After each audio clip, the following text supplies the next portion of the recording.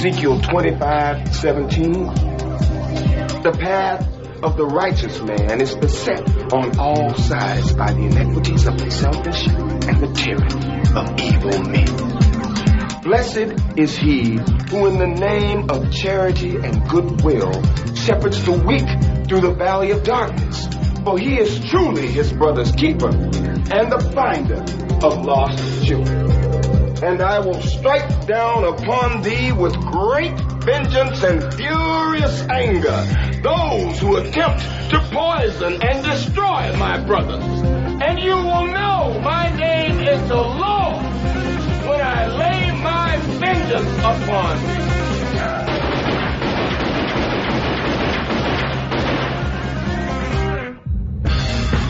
Only a Carpathian would come back to life now and choose New York. Tasty pick. Bonehead. We were every bit the first. We live, we breathe, we sweat, we paid the price to be the best. Never been about the boys in the office. The boys that have gone out there night in and night out, doing everything they could to be the very best at what they chose to do in their life. Those boys are here tonight. I must have been away too long because my feelings are dead. I feel no remorse. I only am who I am because I was born that way. I have a gift, and I am trying to not be selfish about it, but to use it. My job consists of basically masking my contempt for the assholes in charge, and at least once a day retiring to the men's room so I can jerk off while I fantasize about a life that doesn't so closely resemble hell. It's my house, and if you don't like it, get the fuck out. Grab a dog, I choke him, and I kick the shit out of him. And I all day long, I put up a dog's ass. Just bang, bang, bang up his ass. That's my pleasure. Go back to bed, America. Your government has figured out how it all transpired. Go back to bed, America. Your government is in control again. Here you go, America. You are free to do as we tell you. You are free to do as we tell you. You are free to do as we tell you. Sometimes shit happens. Someone has to deal with it. And who are you going to call? Oh, you guys like to tell jokes and giggle and kid around, huh? Giggling like a bunch of young broads in a school night. Well, let me tell a joke. And boom goes the dynamite.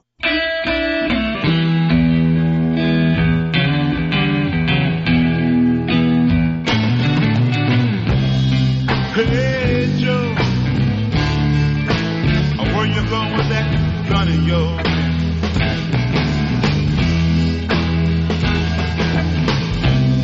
Hey, Joe, I said, where you going with that gun in your hand?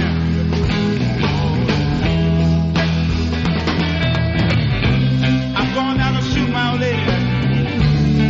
You know, I caught her messing around with another man.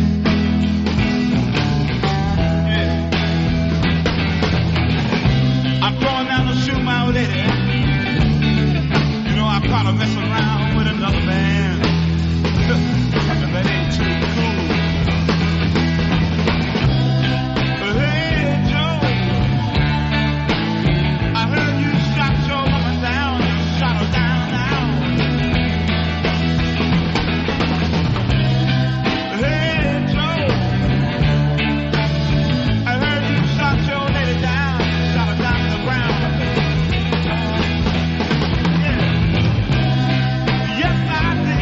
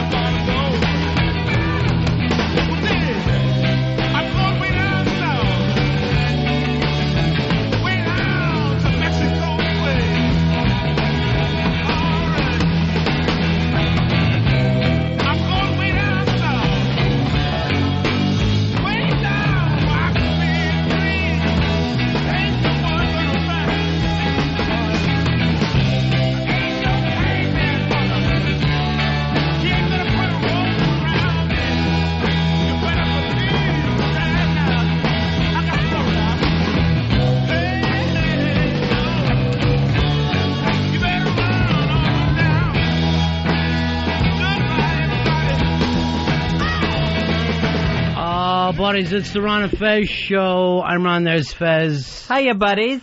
Hey, Joe. Thrown out to Peter Boyle, who I guess we lost today, Fez. Peter Boyle passed away at New York Presbyterian Hospital. Great New Yorker. Peter Boyle, I guess the first big movie was Joe. That's why we threw that one out there. Then he was also in Taxi Driver. The list goes on and on until finally Everybody Loves Raymond. But he just showed up on that documentary last night of Hunter Thompson because he played Hunter Thompson's lawyer. By the way, this is on Stars. If you pick up Stars, it's a great documentary. Peter Boyle, the one thing, I never was a big fan of Everybody Loves Raymond, but it was great to see Peter Boyle, go out with a flurry. Yeah, 5 Emmy nominations for that part. Let's face it, he was the best thing on that stinking show. Oh, God, tell me about it. Anyone who could sit there and work with Patricia Heaton for that many years, God bless him. Which one's Patricia Heaton? Raymond's hideous wife. I never know who anybody is. Maybe now's not the time to attack Patricia Heaton. I wish you would do it at the Peter Boyle Memorial. I saw Peter Boyle at the Brooklyn Diner one day, right around the corner from here. And it was a very exciting moment for me because I never was part of the Everybody Loves Raymond craze. I just saw him as Joe and that real racist fucking guy from Taxi Driver. I'll drive anywhere in this town. I don't care. And, of course, the tap-dancing Frankenstein's monster and the young Frankenstein. That's right. I forgot about that one. Solid career. All right, 866-RON-0-FEZ, 866-RON-0-FEZ. What's happening today, Fezzy? Evel Knievel's got his rocket all in a wad. All right, hold on. What year is this? Is this 75? Is he going to do it? He is suing Kanye West over a Kanye West video. Uh-huh. So in the video, Kanye dresses up like Evel Knievel. He's even jumping a canyon in a motorcycle rocket. Right. And he's calling himself Evil Kanye Evil. Mm-hmm. And so Evel Knievel, very upset, saying, "This is the biggest piece of crap I've ever seen. He's tarnished my image, and he's using my copyrighted image to promote himself." So he is furious over this. All right, is Evel Knievel even slightly aware of parody? What parody? How that's protected in this country? You can't turn around and sue Saturday Night Live every week for making fun of people. For some reason, I think it's just because this is Kanye West. I think that's why he's upset. Why? Who else thinks to parody Evel Knievel nowadays? It's not done. But I bet if you look back over the years, Johnny Carson has worn that suit, and just about anybody who's ever done it. I know Fonzie did it one time. Super Dave Osborne was basically a whole goof on Evel Knievel. Yeah. He should be suing Super Dave Osborne. Yeah, no kidding. It doesn't even make sense. The whole thing doesn't make any sense at all. By the way, I forgot how great Super Dave Osborne was. That was a hysterical show. So this has just got no legs, Fez. Or else Lorne Michaels would have no money at all. Yeah, I can't imagine. And here's a guy who dresses like a male Wonder Woman going around saying my image has been tarnished now. I always thought he ripped off Elvis, if you wanted to be truthful about it. I always thought that was the Elvis gimmick. It was like Elvis on a motorcycle. Mike, you're on the Ron and Fez show. Yo, guys, Peter Boyle, Monsters Ball. Phenomenal role, yeah. He played the kind of grandfather in Monsters Ball. Said Halle Berry and said, yeah, when I was his age, I loved that nigga juice too. That was perfect. Yeah, thanks for bringing it up. But it did happen, or all. But I know that he only quoted the movie so that he could seem somehow cool. He had a nice career playing racist, too, in very memorable films. Well, yeah, you are right about that. I mean, he had the blue collar thing going. We're talking about Peter Boyle, who just passed away today. And the Joe movie that he did was basically Archie Bunker with a gun long before Archie Bunker ever came out. I always thought that character was ripped off of Joe. So with Joe I never got to see, but that Peter Boyle, he could do the comedy and the serious thing. He could be scary, too. Yeah, he was an actor. What he was an actor, Fez. And did it quite well. Zombie, you're on Ron and Fez. Hey, guys, how's it going? Wanted to lay tribute to Peter Boyle. I think one of the best parts he ever did was when he played that sleazeball private detective in the movie with George C. Scott called Hardcore. Hardcore, yeah. I forgot about that film, too. Some of these films were really, on the fringe, but great. And Peter Boyle also reminded me quite a bit of George C. Scott. Rich, you're on Ron and Fez. Hey, Guys, Yeah. Peter Boyle, also one of John Lennon's best friends. Yeah, he was all part of that. You'll see his picture pop up, which people don't know that because he seems like, you know, he, like the last few years, he had the grandpa gimmick going for him, but really, he was pretty hardcore back in the 60s. See, I always thought his look stayed the same throughout his entire career. Peter Boyle never looked like he aged that much to me, because he was always that bald with that fringe. Yeah, but he had the real long hair. I mean, you saw Where the Buffalo Roam. He was a scary fucker in that, and that was a comedy. That's a comedy, and you're like, Jesus Christ, I'd hate to have to tangle with this guy. He was brilliant in that movie. So dark and awesome. Yeah. It was so weird that was just on last night, I know. I couldn't believe it, too. When you just told, when we learned that he died, I was, like, freaked out. Don't freak out. It's just, you know. No, I mean, we just saw him on TV the night before, and then he's gone from the earth. Look at me. It's just coincidence. Nothing can happen. I don't know about that. He's with Hunter now. Bob, you're on Ron and Fez. Hey, guys. Yeah. Best movie ever. Peter Boyle, Dream Team. All right, Bob, I don't know how you got through. You know, let's not bring up Dream Team as being the best movie ever. But Peter Boyle was, you know, good than that as well. What did you think of the Hunter Thompson piece last night? Oh, I thought it was great. I thought it was a little short, and I thought it could have been more in-depth. I wanted to hear more about his writing. And less of the actors hanging around all the time. Exactly. Yeah, exactly. I felt the same exact way.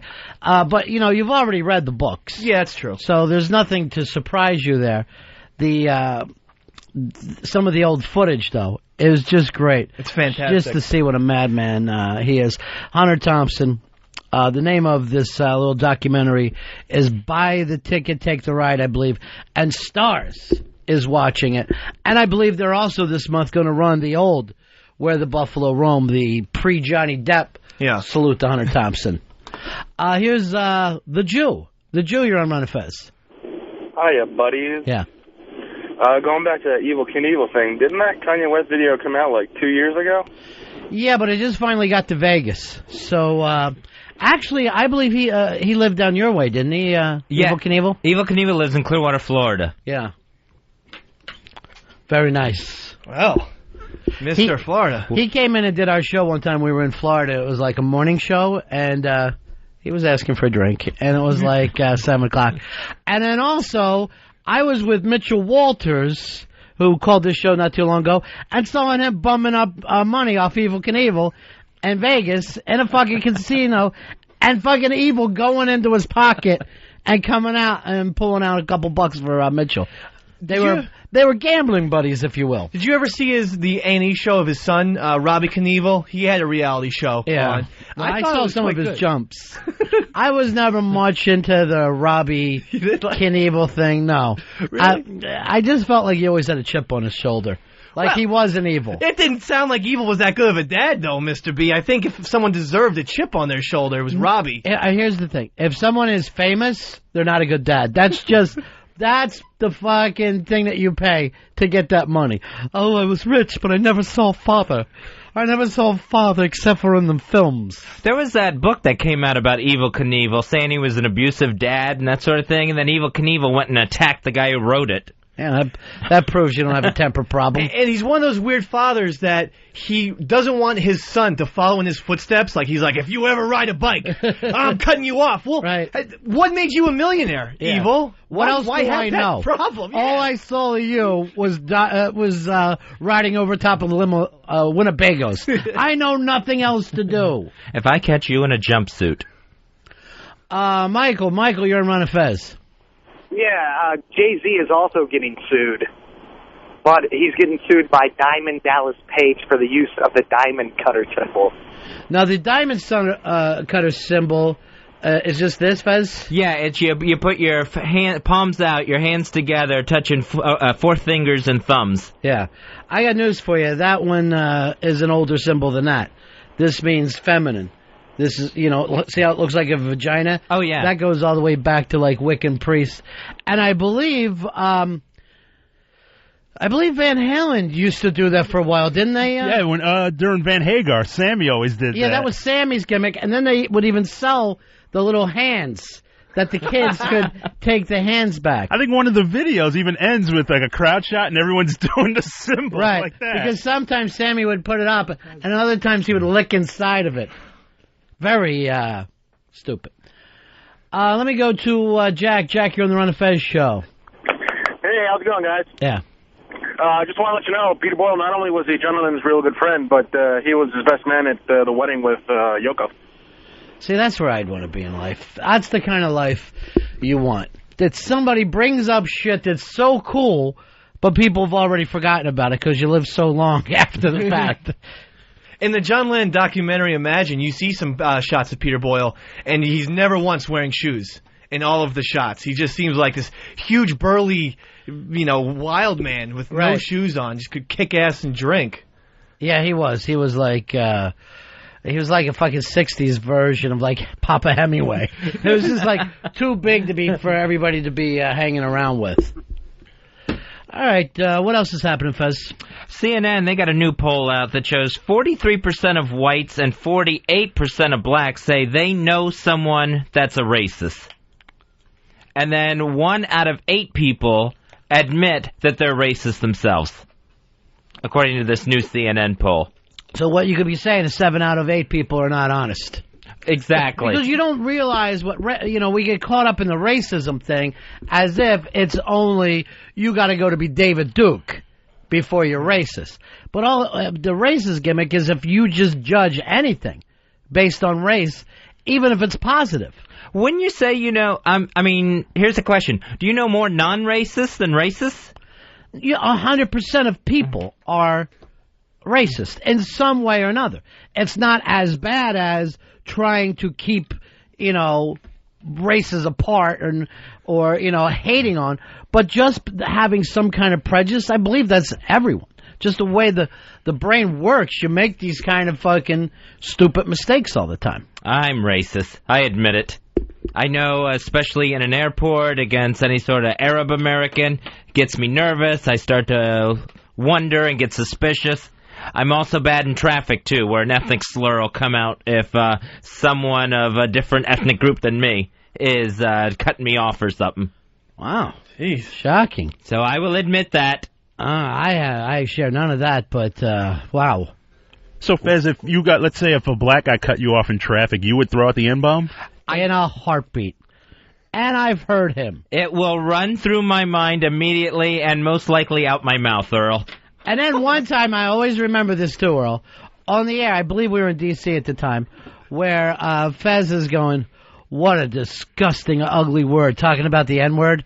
And I'm just sitting there doing the show, just looking at him, going, now, are you lying, or do you have no ability to remember anything from your own life? Well, maybe it's like temporary insanity with Fez. It comes out of his mouth. Right, because because the whole thing of being racist is not thinking things through, but just taking that shortcut. That fucking here's how I feel. Not what exactly. Slant on. It just You've driven with me before. It makes no fucking sense, and yet it does get done all the time. But there's like a degree of racism, even for something as easy as acting like you're shocked if, a Canadian guy that doesn't skate. I mean, anytime that you start to assume those kinds of things, you're talking to a black, wait a minute, you swim? How could that be? And I think everybody has those kinds of things. Yeah, well, I mean, I definitely have that kind of thing, assuming that, a lot of Asians are good at math and stuff like that. Right, but then we also, even inside are, let's say, white people. You assume things about certain white people, too. Like, if there's some country guy living up in the fucking, in the hills somewhere, you naturally assume things of him, even though you're a white guy. How do you make a good pipe bomb? Even, less. Just like, so what year did you drop out of school? They're fucking hayseed. And that's fucking wrong as well. But the whole point is, when you break this thing down and only 7 out of 8 people are saying, oh, I'm not racist, all just because, they're not going to move if a Puerto Rican guy moves to their neighborhood, doesn't mean that they're racist. And for some reason, we just have racists lined up like it's white people. But I know Bronx Johnny, being Latin, throws some racist stuff around. Oh, yeah. And, of course, Earl is a self-hating racist. He hates his own race. Well, there's definitely self-hate within the race. There's just black people who will hate, and I hate to use the word, but they'll hate niggers. And that's what they'll be called. Because it just means wretchedness, and just like people who wear, let's say with the hip-hop kids who wear baggy pants or just acting the fool. They're a big section of people who think they're a disgrace to black people who are black. Right. And don't black people, I mean, seriously, like inner city black people hate black people who speak English well? Like, isn't there an element? Cosby's. They call them Cosby's. Yeah, you're absolutely right. There is a section of black people who hate anyone to see black people doing well. Yeah, they'll show any shred of intelligence or education. No, see, here's the thing. I don't blame them there, because anytime someone shows you that it can be done, it fucking even annoys me. That's true. Yeah, because I do have like a natural hate for some redheads. Yeah. You know, who have made it far. Like who? Like, well, like, I think I'm every bit as good as, say, like a Conan O'Brien or something. Everyone loves it. That's why people assume I like him. I don't. Here's the weird thing. I honestly think you're better. I think that you're better than Conan. I had to fucking turn it off last night when he was interviewing Ricky Gervais. I felt embarrassed for American people watching that show. I don't watch it. And I think he plays to the redheaded stupid thing. He does. Like he makes you all look fucking like idiots. Yeah. And we are smart. Thanks, no, Conan. not really. But still. Well, we try. Mark, you're on Ron and Fez. How are you? How you guys doing this morning? Yeah. Hey, I'm half black, and I look more white than anything. And when I got locked up and sent to prison, I naturally, I try to hang with the blacks. And whenever I dropped that word, it was like I was going to pay hell. But once everybody found out that I was half black, it's okay. You can throw the N-word around like it's water. Mark, I want you to write this down. It's like a little math for you, okay? Half black equals all black. So don't bother wasting our time saying half. Just call up and say I'm black. Okay, well, I'm black. Yes, you are. Like I said, it's strange. Yes, it is. Well, blame that on your mom. Now, I gotta be honest. My friend says that too, and I always thought that's a slightly racist point of view. Is say someone who's half black is all black. I would chastise my friend for saying that. I would say he's half and half. Right. He's a halfy half. But he's not. Oh, you feel like you're better by using the term halfy half. He's a halfsy. Yeah. But he's not. I don't know. I always thought that's a little. You're racist against halfies. In South Africa, didn't they throw colored in for mixed? Wasn't it like white, colored, and then black? I'm not really sure. I remember it was like, if you were white, I remember they used to say they were African or African. Right, it was a different kind of African. Yeah, I mean, as opposed to Africant. Yeah. Yeah, no. but yeah, I mean, I think just everyone think of it was this just colored. way. I always like to think of this with any race. Think of snow. The pure, driven snow. Okay. Throw a little piss in there. What do you got? You got piss. Yeah. Right? So, basically, I think the way it's set up, and I believe legally, same exact way. Oh, okay. Any mixture at all, it taints it all. Oh, well, when you break it down like that, I don't think it's racist at all. Yeah. All right. So, can we call Lisa Bonet pissy from now on? No, Lisa Bonet's perfect. No, I'm only kidding with you, Earl. I think, now, Earl, you've got to be 100%, right? Yes. Or are you going to drop that Cherokee bomb like every black guy I know? 1/8 Cherokee. I will. Every black guy I know drops the term Cherokee on me.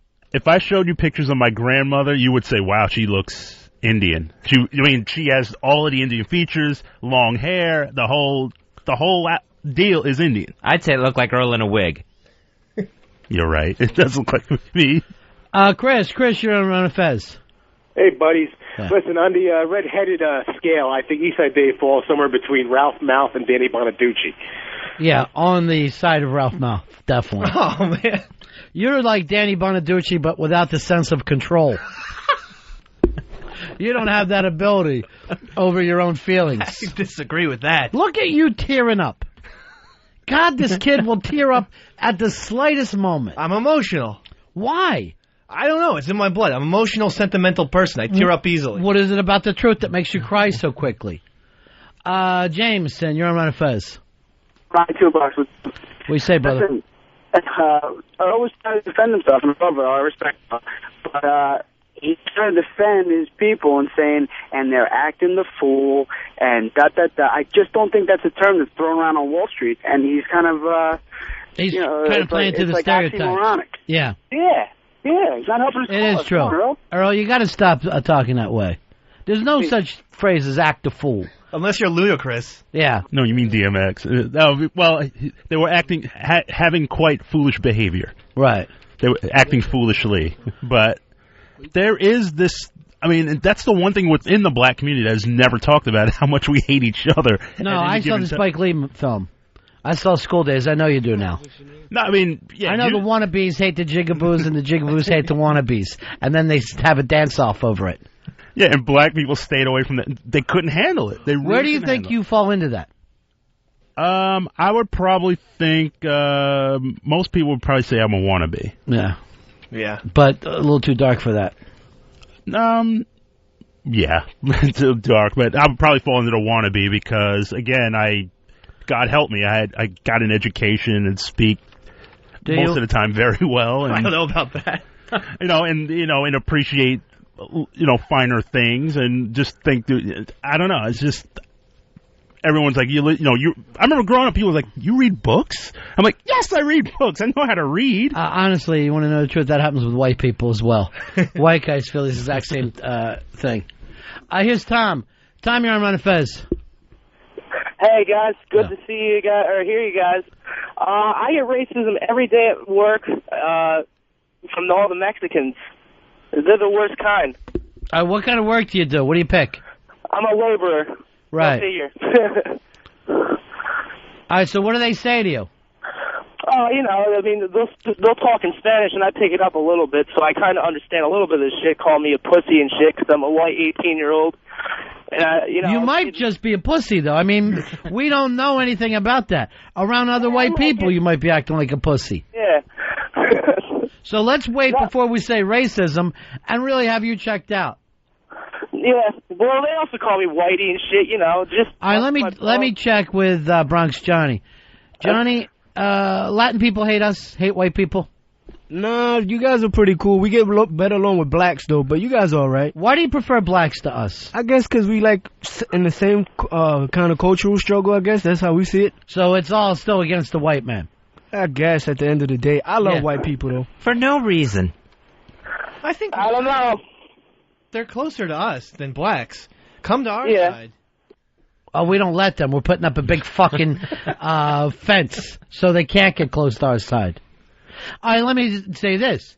Do you think a black family would be more apt to welcome a white guy? I mean, a black family would be more apt to welcome a Spanish guy marrying their kid, or a white family would be more apt to welcome the Spanish kid marrying their child, their daughter? I think the black family would be more apt. No, that's probably why they get along better. All right. We're the fucking assholes.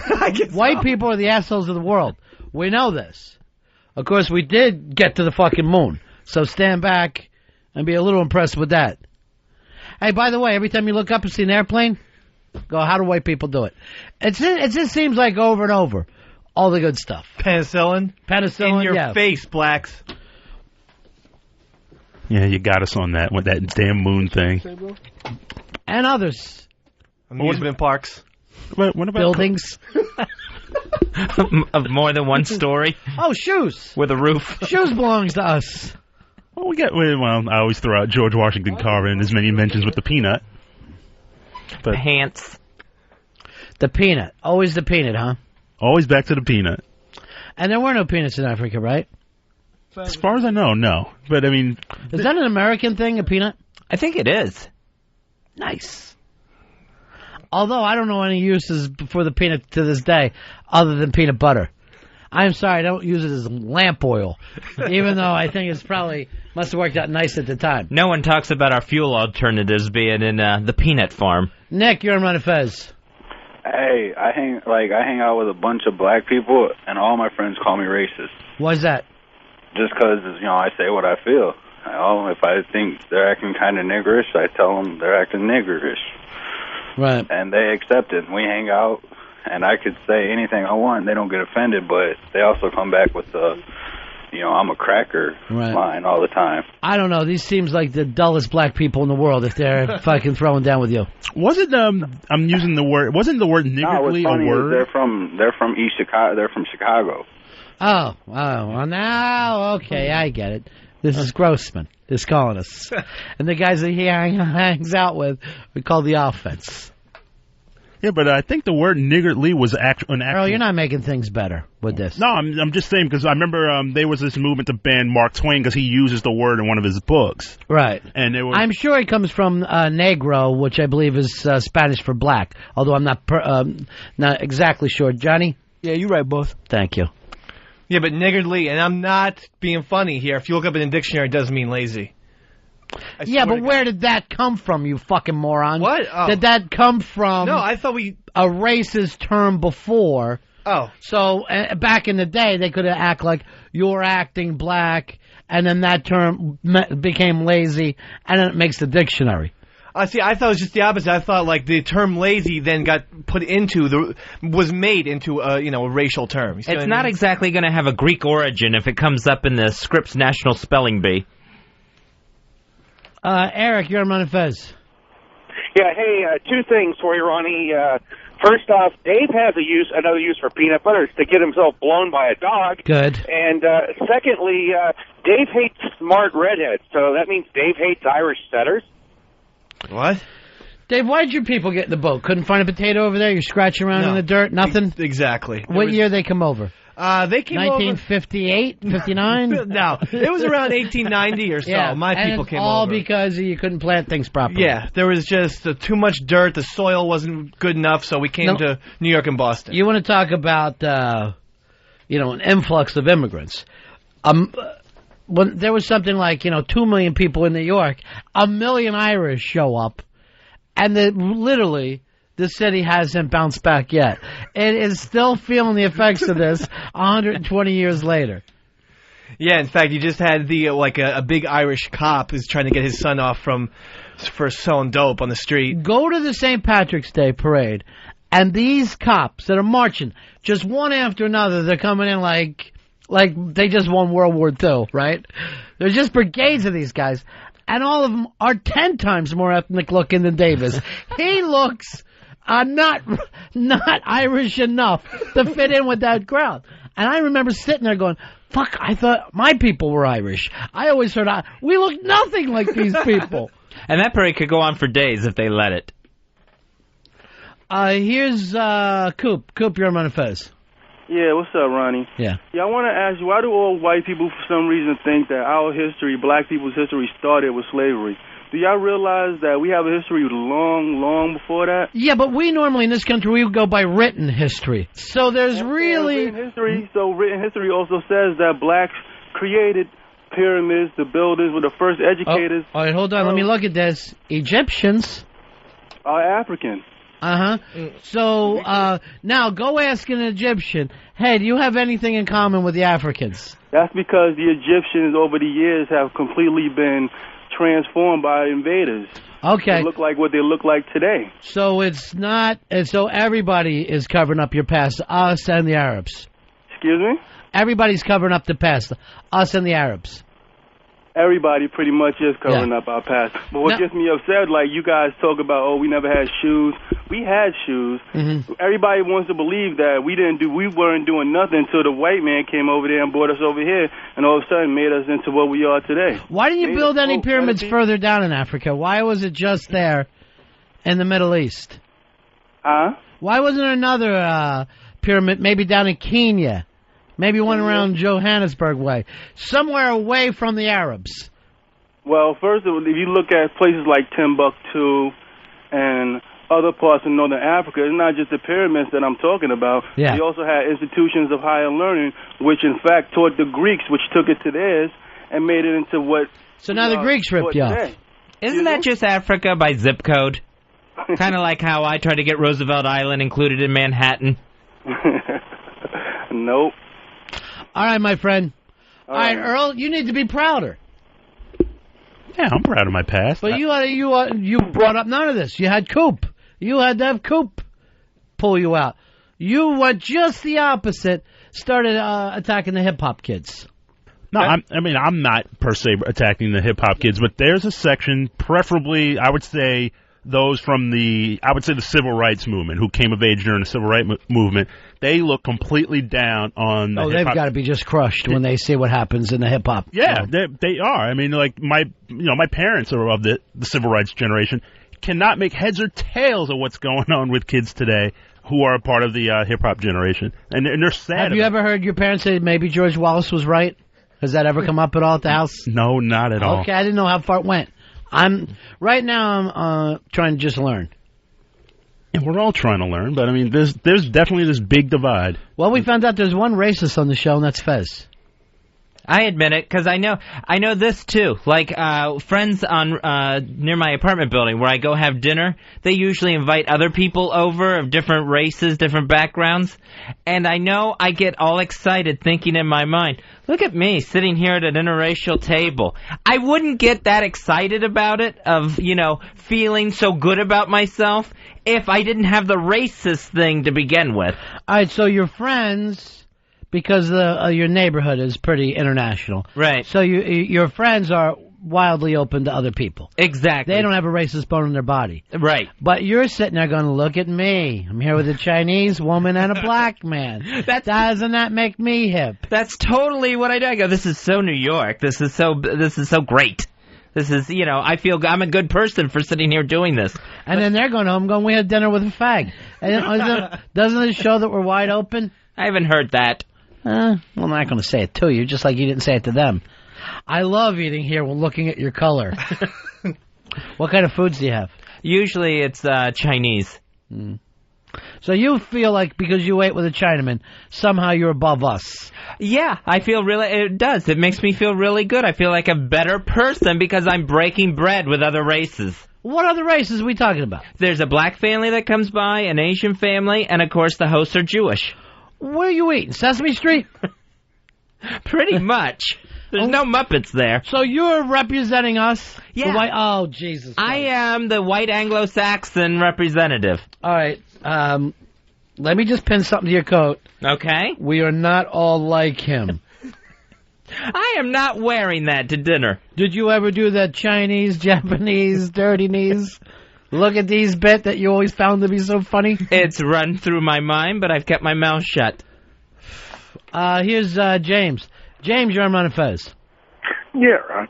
Hey, you guys were talking about this black and white, how everybody's against everybody. I came across a statistic here a while back comparing marriages. Yeah. And there's fewer divorce rates between a black and white marriage compared to an all-white marriage or an all-black marriage. Very interesting. Yeah. And we know they got the most beautiful kids. And we know that they're the only fucking chance of the future that we have is mixing people up. Yeah, otherwise, everything else is supposed to die out. We're supposed to lose blonde people in 50 years, redheads in 100. That's not the point, Fezzy. The point is more mixed up, not die out. Mixed up so everybody's together. Of course, in the meantime, I was just talking to a friend about this recently. Do you know that people in Appleton hate Green Bay and Green Bay hates Appleton and they go back and forth? No, you couldn't get any whiter than those two communities. And yet they still find a way not to like each other. People will look for any sort of difference. And it's just like black people in Africa are killing each other. They fucking think there's something different about each other.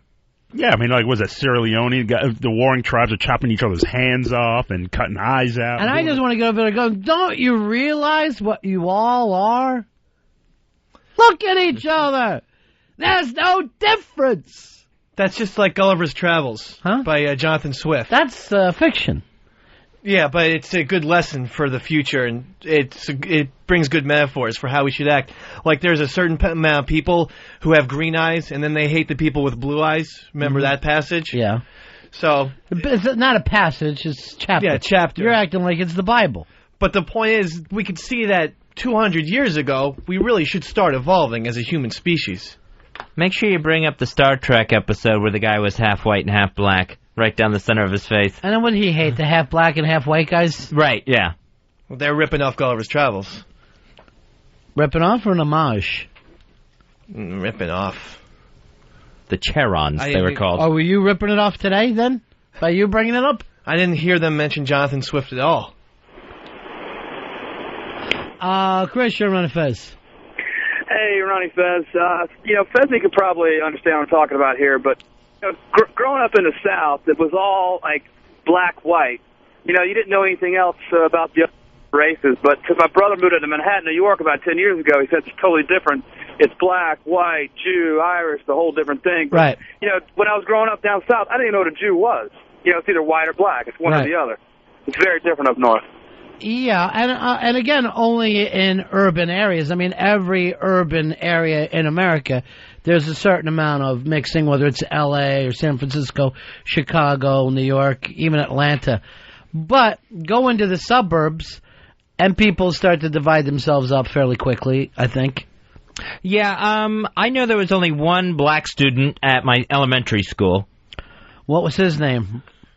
It was actually a chick. It was Lisa Alexander. And by the way, she ended up becoming best athlete and averaged 32 points a game on the boys' team, playing on the boys' team.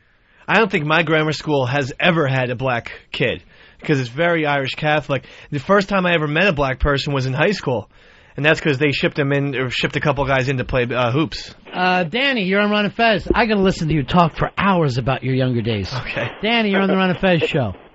Hey, Ronnie. I'm born and raised in Canada, but I got a fucking problem. I'm half Italian, half Spanish, and I can't figure out if I'm a white guy or a colored guy. You're a black guy. 866-RON-0-FEZ, 866-RON-0-FEZ. That's the actual mixture that makes someone black. Half Italian, half Spanish, and then you look like Earl. So Earl doesn't waste our time by saying, I'm half Italian and half Spanish. He just says that he's black. You think Earl would speak more languages? No, What kind of language do you speak, Earl? That one where you're clicking and clacking? Get me done. What the hell are they doing over there with that? What the fuck are they popping about? I have no idea. It just sounds like one else pops, right? No one else thinks a click is a word. It sounds like bad Morse code or something. Oh, it's scary. It's like you're half fucking cricket. Like they're rubbing their hind legs together. We are not half bugs. But it is just one of the weirdest things I've ever heard in my life. What part of Africa is that? The part with the pyramids? I want to say like Mali. I think that's like southern Africa, but I'm not really sure. I'm not hip clicking and clacking. I'm not hip to my of the continent on Africa and where things. Would you love to go over there though, Earl? Oh, I would love to go to Mali. It's one of the most gorgeous places on earth. One of the most amazing places. Would you like to see the whole of Africa though? Yeah, sure. Why not? I mean, it's. Why don't we do this? We'll do the show from Africa some weekend, and we'll do a thing with listeners where we'll have Earl take his shirt off, run into a crowd, and first person that can find him in 3 days ends up winning something from the big ass prize closet. That'd be like the big ass scavenger hunt. Could you imagine if we got over there and Earl looked light? How crazy it would be. That would be insane. I couldn't imagine. We would lose Earl in a heartbeat as soon as we're walking through the airport. Joe, you're on Fez. Hey, buddy. Yeah. I wanted to ask Earl about something. On Monday, I was watching that Monday Night Football, and I believe that whole who that thing that they got going on. I mean, I was thinking that's got to be so embarrassing for well-spoken black people and stuff like that, and that they're actually embracing that. You know what I mean? I hear white people doing that who that bit all the time. I don't know. I mean, don't you see that in like Southern colleges? They're all yelling "Who dat?" Oh yeah, they constantly do that. So I'm not sure if that's a Southern thing or more of a class thing more than anything else. I don't think it's really anything to do with race.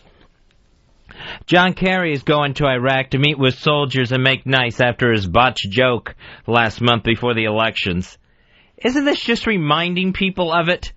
No one cares anymore because the elections are over. It didn't work, the fucking gimmick they ran against them, so a senator does have the right to go over to Iraq.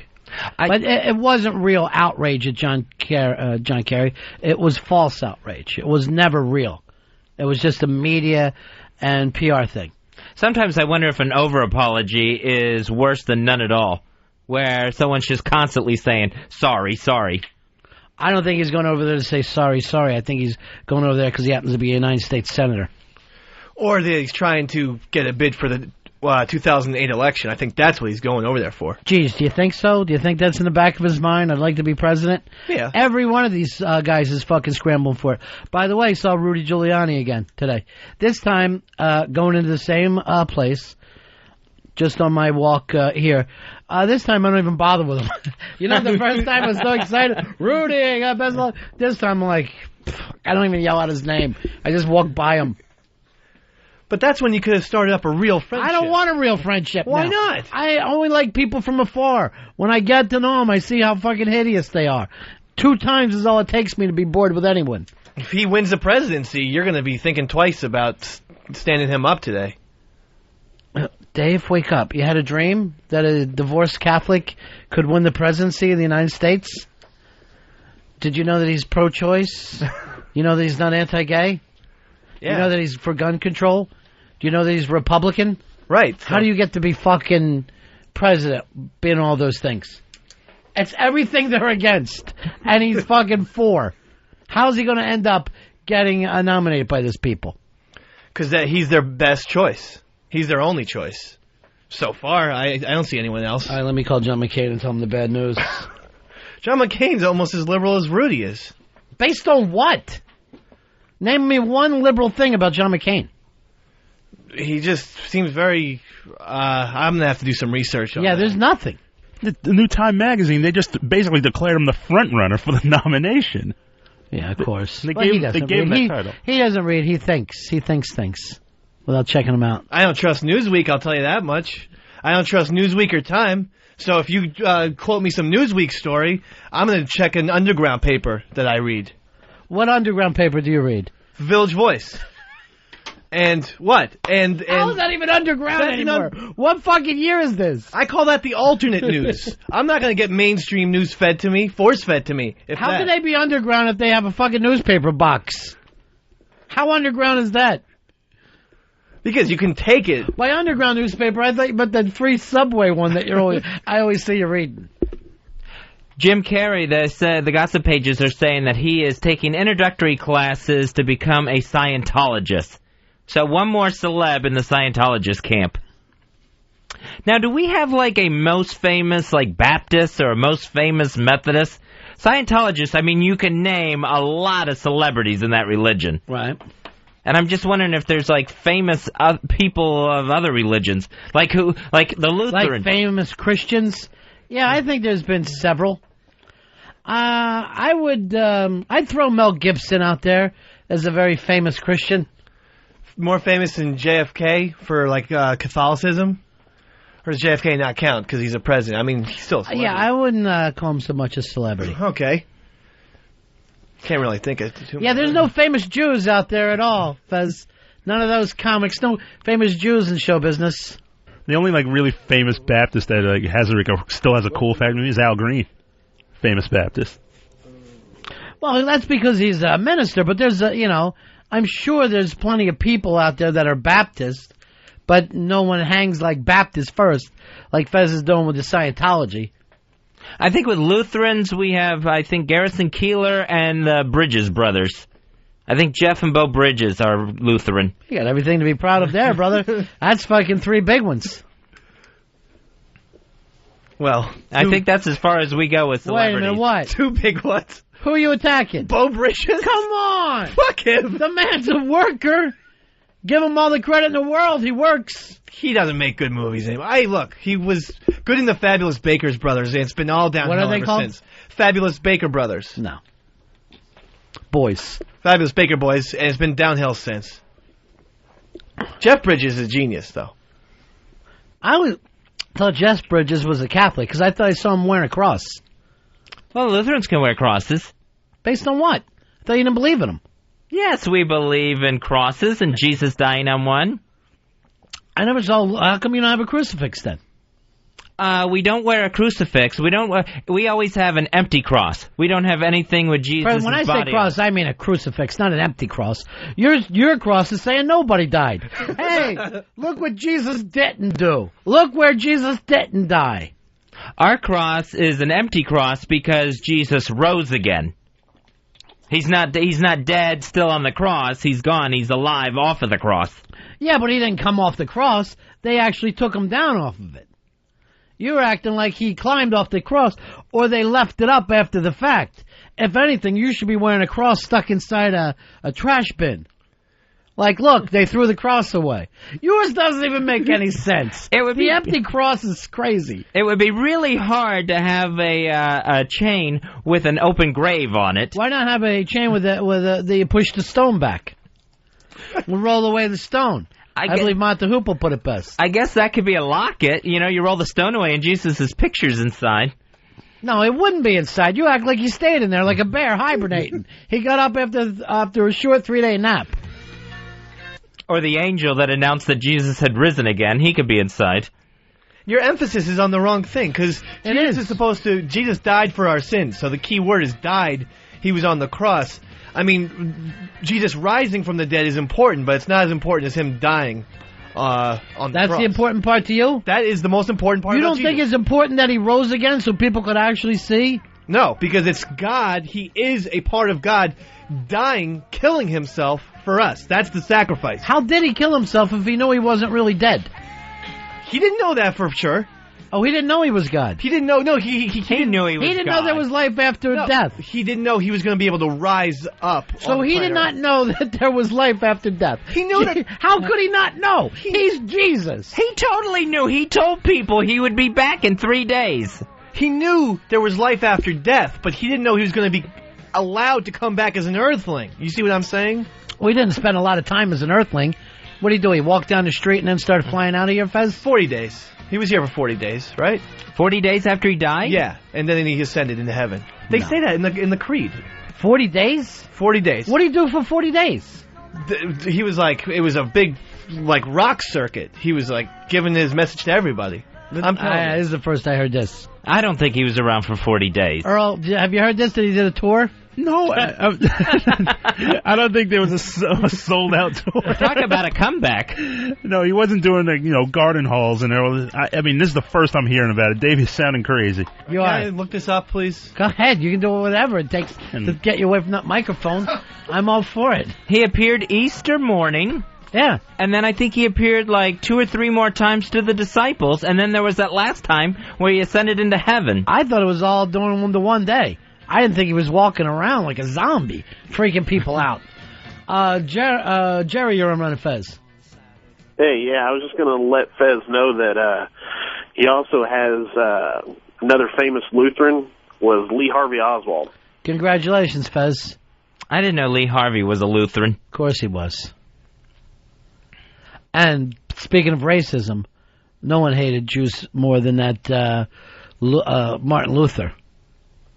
Martin Luther was an anti-Semite, but we try not to follow that part of the Luther teachings. Sure. He started the church. Why don't you follow David Duke except for the racist stuff? Everything else he did was good except for his racism. This guy, I'm going to tell you right now, David Duke could end up finding a cure to cancer, and people still would be focusing on the racism. Because he's a racist. David Duke, he's part of that Holocaust conference going on in Iran right now. They had a speaker yesterday there that came up with a new total for the Holocaust. Nowhere near the 6 million that's been reported time and time again. More like a couple thousand. Couple thousand Jews died in the Holocaust. James, you're on Ron and Fez. Hey, yeah, I got 2 quick things. One, when back earlier you were mentioning famous people. Sam Kinison used to be a Southern preacher and, became famous comic. And secondly, on the National Geographic Channel, or I believe it's Discovery, they have a special that's supposed to be running that actually shows proof that Jesus was involved with a woman. I don't know. Yeah, I know. We've all read the book. All right, thank you very much. All right, Dave just brought this in, the Feast of Ascension. That's when Christ ascended from the dead, after his resurrection from the dead, and this is how he ascends into heaven. The feast commemorates the ascension of Christ into heaven 40 days after his resurrection from the dead. His ascension is reported in 2 Gospels. And the last source said, Jesus appeared for 40 days speaking about the kingdom of God before being lifted up. Thank you. That was his rock tour. That's what I meant. The guy is dead on here, Fez. I had no idea. I had never heard of sticking around for 40 days after he rose again. We should be celebrating 40 days of zombie Christ from at the early spring going into summer. Late spring going into summer, right? Yeah. Every year. Imagine how cool that would be to see Jesus, in his post-dead tour. Like, that's when he would have been at his best, I think. Yeah. Just absolutely awesome. You're not going to be able to beat that. That would be the biggest ever. Oh, yeah, he showed... Why isn't this a bigger deal, Fezzy? Why could you and Earl not know about 40 days? Which, exactly like Noah, 40 days, 40 nights. Jesus spent 40 nights in the desert, too. And the Jews, escaped under Moses. They went for 40 days as well. So 40 is a big... That was 40 years in the desert. Oh, 4. Okay, but 40 is a big number for the Bible people. Oh, why wouldn't it be? I don't know. I mean, why not be 50? That makes a lot more sense. Who else were the number 40? Oh, boy. Think to yourself. It's very, very important. 866 Ron Zero Fez. 866 Ron Zero Fez. Jason, you're on Ron and Fez. Hey, fellas. Yeah. Hey, that redheaded bastard may have a point there, because I've been in church, since I could walk in Baptist church. I never heard about the 40 days, but maybe you stumbled onto something. No, he's 100% right, because I have it right here from the internet. Oh, yeah, it's the internet. I had no idea. Pardon me for doubting. So, famous Christians, you got Laker great AC Green, right? And I don't know where Fez is going. That we've never had famous Christians. I don't know how that's a place for us to start a conversation. There has been quite a few. There has been several famous Jews and famous Christians who've worked in show business over the year. My point was just kind of like with the denominations. Dirt, you're on the Ron and Fez show. Dirt, go ahead, buddy. I wanted to call Fez out on his Lutheran religion. The Lutheran cross is empty because Luther Vandross is still alive. I mean, duh. No, he's not still alive, my friend. He ascended to the pantry and then later died. He never got over that stroke that he had. But he got up out of death. He was stone death, got up, made himself a burger, but instead of a bun, used 2 donuts. And then passed away. And it's hard to figure out what to put on a chain to represent sugar diabetes that killed the Savior. What about you guys just wear a little Lifesaver around there? Choice-flavored Lifesaver. It's a sugar cube. Brandon, you're on Ron and Fez. Right, Brandon. Hey, Dave's a complete moron. I grew up in the Catholic Church, and the big thing about Jesus is not just him dying, but he had to rise from the dead to become the Savior. That's the big deal, Dave. That's the resurrection. You're not going to be able to beat it. Anybody could die. Yeah, it's coming back to life. You don't hear him. I mean, you hear all about him dying for our sins. You don't hear him rising for our sins. Yeah, dying for our sins. That's what you hear all the time. For our sins. But in order to be the Savior, he had to come back to life because Jesus said he would, in one of his homilies or whatever. Let me ask you this: the church down. All right, who had more hits than Elvis? Right. Right. But if he would have came back from the dead, nobody would have been talking about the Sun years. You would have only talked about him coming back from the dead. There would be no talk about anything but. It would just cast aside everything else. Yeah, but that is not a good argument because Elvis would have had to have been the Son of God to begin with. You see what I mean? It is a big deal that Jesus was the Son of God, and by being an immortal, dying is such a mind-blowing fucking thing. That is Watch the your huge language story. in front of the children. Sorry. You know there's children here. I didn't really see. Come on, can you do a show? Yeah. So you don't have to work blue? I will. They don't have to put up with you? I will. But the point is that being a son of God and then dying, wow, that's a sacrifice. Rising from the dead, he probably didn't even mean to do it. God made him do it. All right, it doesn't help having you in here. I'm going to say this to you, Fez. It doesn't help. And I'm going to say it to you, Dave. It just doesn't help. The dumbness runs out. At a certain point, it's like the dumbness could be like a nice little spice for the stew. Now we got a pepper stew because it's just filled with dumb pepper. Well, I'm not dumb. I was the one who brought up the 40 days stat. No one knew that statistic. Well, you didn't know who wore number 40. That proves... Gail Sayers? Thank you very much. You just cost Ron the thing. What happened, Pepper? What happened, dumb Pepper? I didn't see it. You cost the guy a prize, didn't you? Merry Christmas.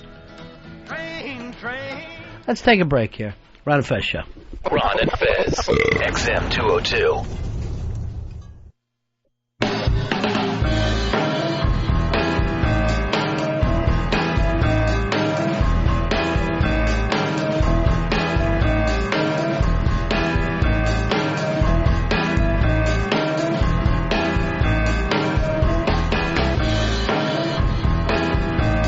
It's the Ron and Fez Show.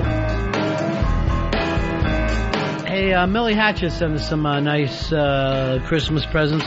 She got me the perfect Christmas present, Fezzy cigars. Very nice. I decided what I'm going to do with them. Told them to smoke them.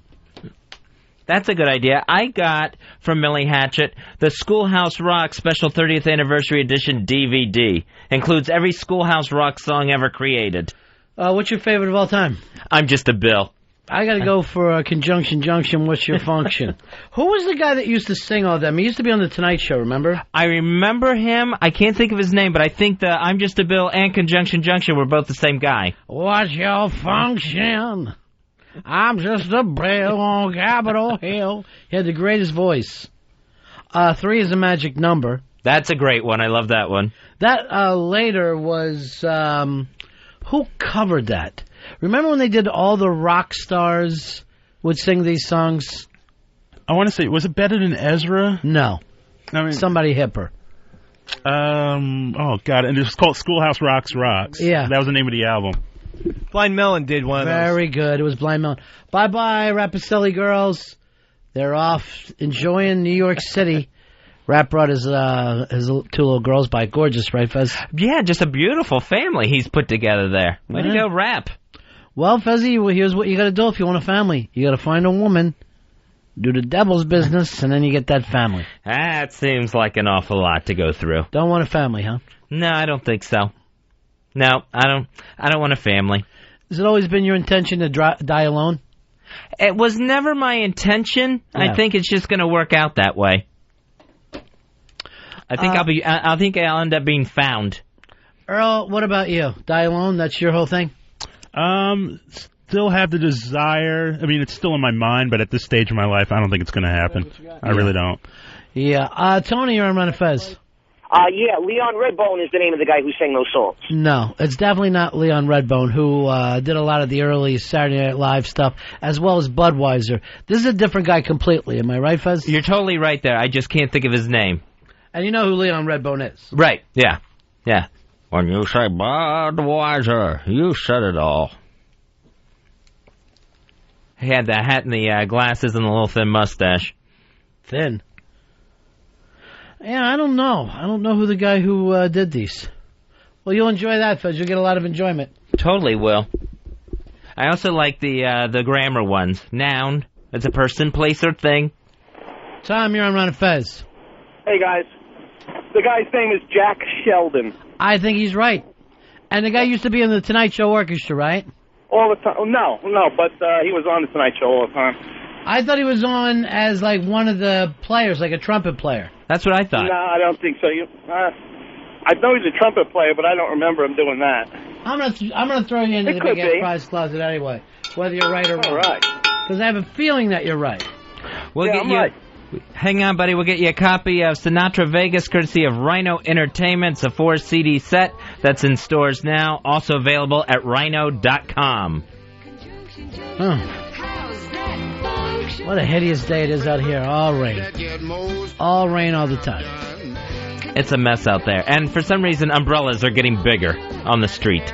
Everyone's walking along with giant golf umbrellas. Just clobbering folks. I love the big golf umbrellas. They have their purpose. I mean... Yeah, it's on a golf course. Yes, but those cheap little ones that you buy for $3, they never last more than one rainstorm. I love them. They're perfect. Yeah, but you're interacting with other human beings. You can't take up too much room. You don't need anybody walking down the street with a beach umbrella because that's going to keep them warm. I mean, but there's a way to hold... Most people don't know how to hold it. They'll keep it really tight. You're supposed to hold it high up like this, probably like parallel to your ear. That way you don't get in anyone's way. That's the whole purpose of that. Yeah, but what if everybody's doing that? If everybody's holding it your way, the correct way, you're still going to bash into each other. Tom, you're on Ron and Fez. Hey, Ron. Yeah. Yeah, Jack Sheldon used to be part of Merv Griffin's orchestra, not Johnny Carson. Ah, maybe that is it, Fez. Maybe that's where I was confused. Oh, okay. I thought he was there with Tommy Newsom. Tonight, you mentioned the weather. Tonight, I know exactly what I'm going to do. I'm just going to go home and heat up one of those TV dinners of mine and just sit back and enjoy that. Get out of the rain tonight. I've never eaten a TV dinner. Never? Never. You never got one as a kid? My mom was a cook. My mom would always cook big meals for us, nice meals. TV dinner to me, just the looks of them, I'm disgusted. Oh, now they're all fancy and everything. I still love a TV dinner. We got them when I was a kid. You really say things like this TV dinner is fancy, or is this a character that you're playing? I really need to know. No, they actually are upgrading the TV dinners now. Those Stofers are the best. You will never be in a world, Fez, that you will say this TV dinner is fancy. It just doesn't even make sense. Earl, what about you? TV dinner guy? Never. My mother always cooked, though. I mean, it was always like the last resort. Let's say if when I was old enough and my parents went away and we had the house to ourselves, that was like the absolute last resort if you really were hungry. But more often than not, we made something from scratch or we opened something, but never a TV dinner. Give me a rundown. What kind of food you're getting, Fez? What makes these things so great other than just being fancy? The Stouffer's ones are the best because you're going to get, I like the pot roast. You get the vegetables there. Everything cooks up nice with the potatoes. That's a good one. I enjoy the spaghetti. You always get a vegetable. For some reason, they heat better now, too, where your broccoli or whatever isn't getting all dried out in your vegetable compartment. Just the term vegetable compartment is the saddest, most disgusting thing I could ever hear. Why don't you order out or go out or make some food? What are you doing with compartments? I think these things are just as good as ordering out. And the one time I did have it, it always ends up tasting like that plastic in the compartment. It never tastes like real food to me. It can't be real food. It's frozen, and then what do? You microwave it? Yeah.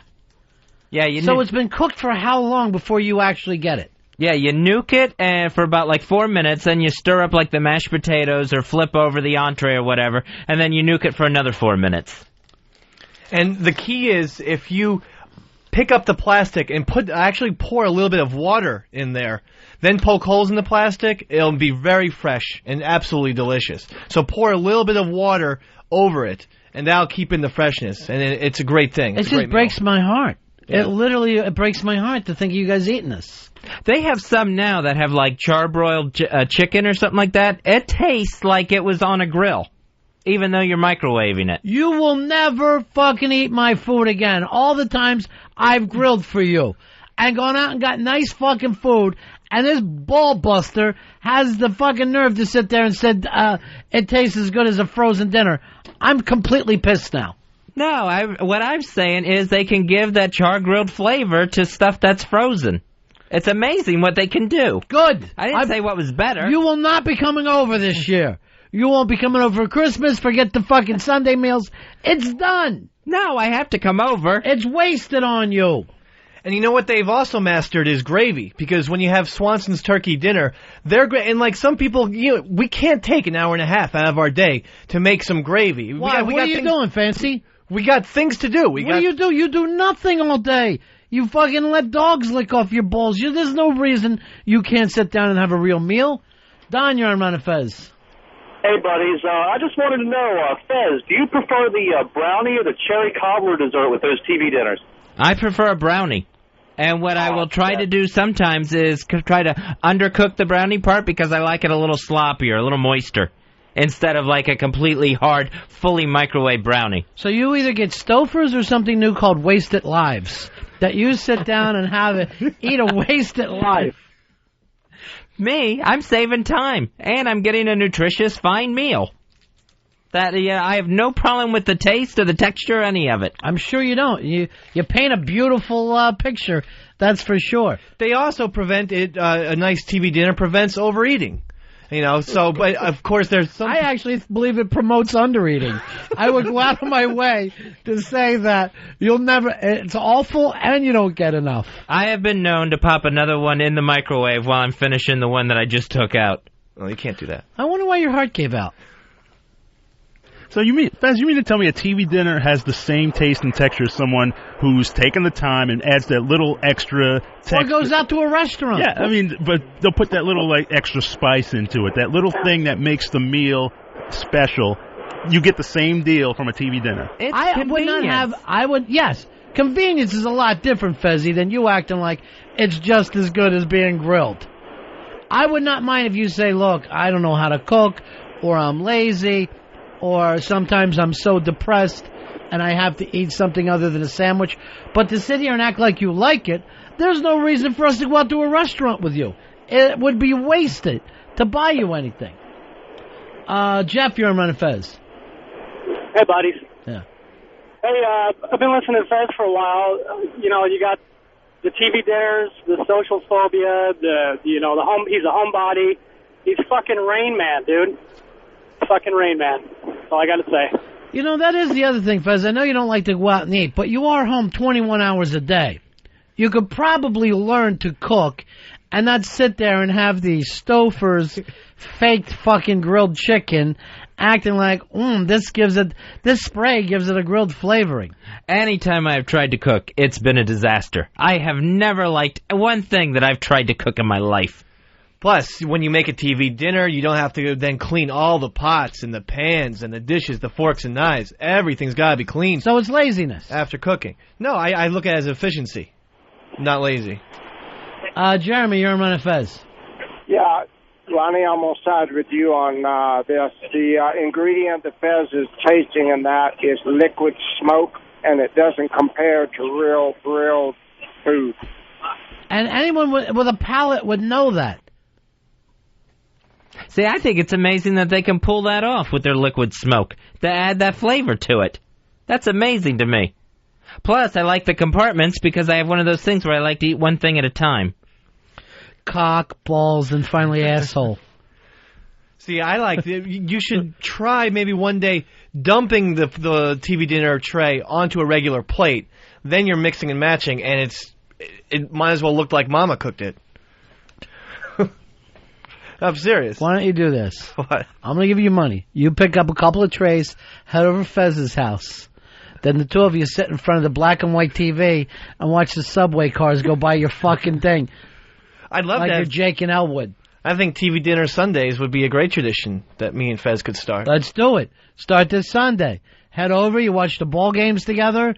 Yeah. You have some TV dinners. Okay. No, I go to Ronnie's on Sunday. That door is shut to you, Fez. No! You destroyed our friendship with that. It's just as good as grilled. I've grilled for this fucker time and time again. Only to have him say that. Your grilling is great. I'm saying now they've added grill flavor to Stouffer's entrees. And you'll be enjoying that this Sunday. Seriously, take one Sunday with Dave, this Sunday. And this will be because it's the ball game and on. This is the last Sunday before your Christmas vacation starts, right? Right. Get that started. You and Dave, and all I want you to do is have grilled foods. I mean, the grilled fucking fake foods. All right, that sounds like fun. You want Stouffer's or Swanson's? Because Swanson or Tyson's, because they make a mean microwave grilled as well. Do you have? Is there something called "I'm suffering"? No, I don't. I don't think so. Or gee, I can't believe it tastes like hepatitis. Something along that line that you can do. Dave, you're on Ron and Fez. Hey, Stinty, unless you don't want to go back to the heart doctor again, those fucking microwave dinners have enough sodium. One dinner has enough sodium for like 3 days worth of sodium. Let's face it, Dave. We now know, even if his heart gives out, how will we even be able to tell the difference, the way he lives his life? There will be no less action in his life if he's sitting there as a corpse. And I do take some medication to handle the sodium. So I've got no problem there. He eats so much sodium that he has to take a pill. That's his way of dealing with it. That's for my blood pressure. Jeff, you're on Ron and Fez. I want to know if you guys retire working with the two children, Dave and Fez, because I can't imagine living the life that these two are living. They really do live the life of children, but it's chosen. It's not like either one of them is retarded. They've been shown the rest of the world. And I am getting to this. And I didn't even notice it till recently, but you guys have so much in common. So much in the way that you live your lifestyle, so much in the way you think about things. The only weird thing is that Dave dates. That fucking throws him off. If Claire didn't come back to him, you'd be the exact same person. Wow. That's not so bad for me. I look up to Fez. I know you do. See, I don't see it. I don't see where we're all that close. Is that right, Mentor? Yes. Because starting Sunday, you're going to mentor him. You watch who the Giants playing. Oh, Giants-Eagles. It's going to be a great game. Fez, be perfect. I watch that at your house. I can't have you over anymore. You've destroyed our friendship. Do me a favor. Yes. Bring him in your extra Giants jersey. Oh, yeah, sure. Yeah. You want Tiki or Shockey?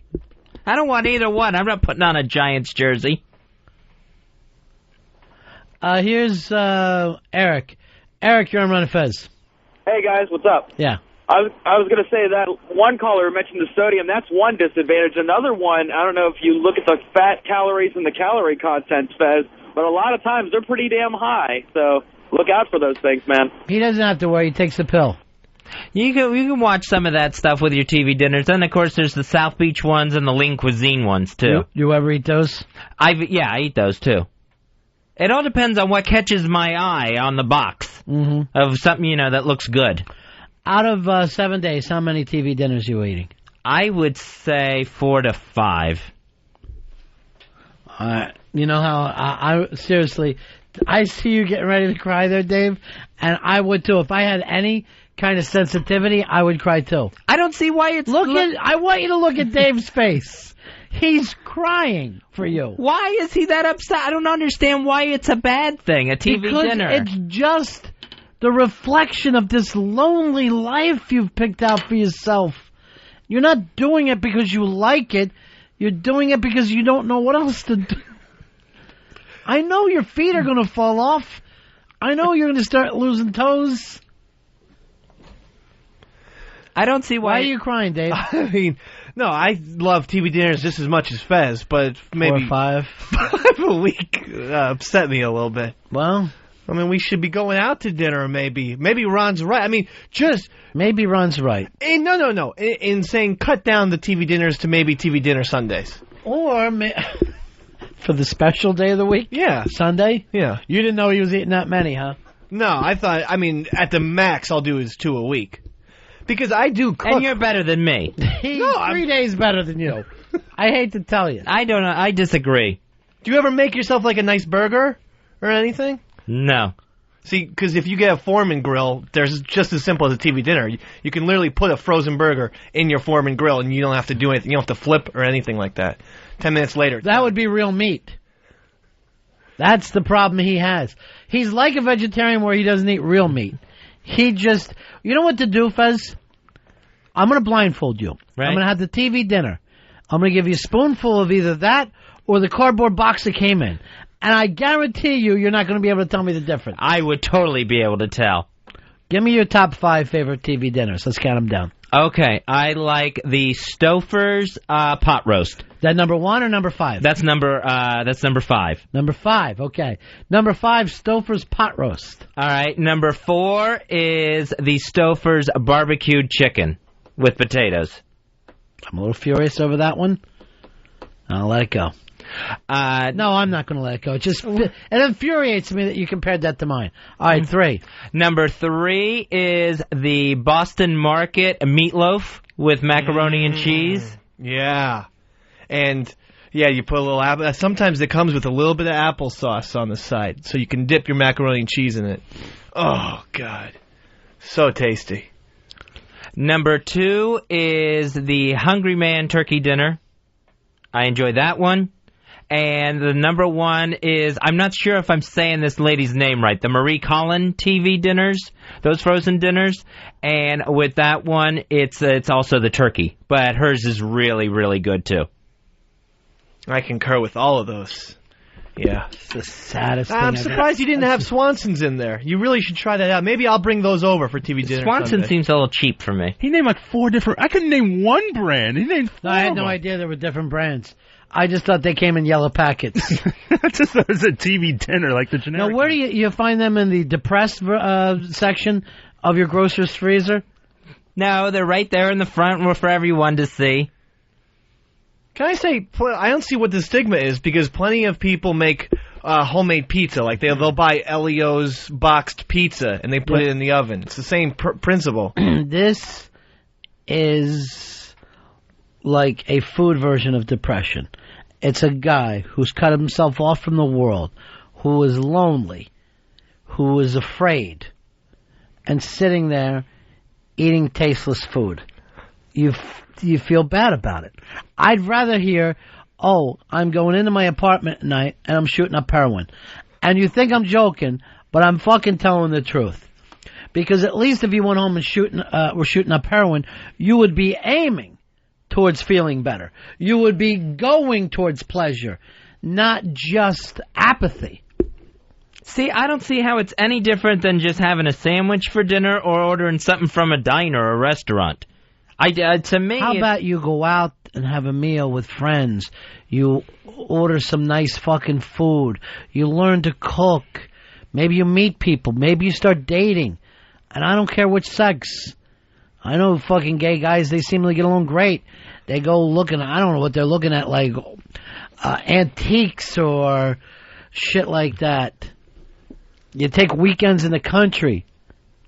I never realized these dinners were so depressing. Yeah, they are. They're depressing. I've always enjoyed them. I always had them as a kid. My mom always gave us TV dinners. We get those kids' meals or whatever. Seriously, now I'm going to cry. Don't make me fucking cry.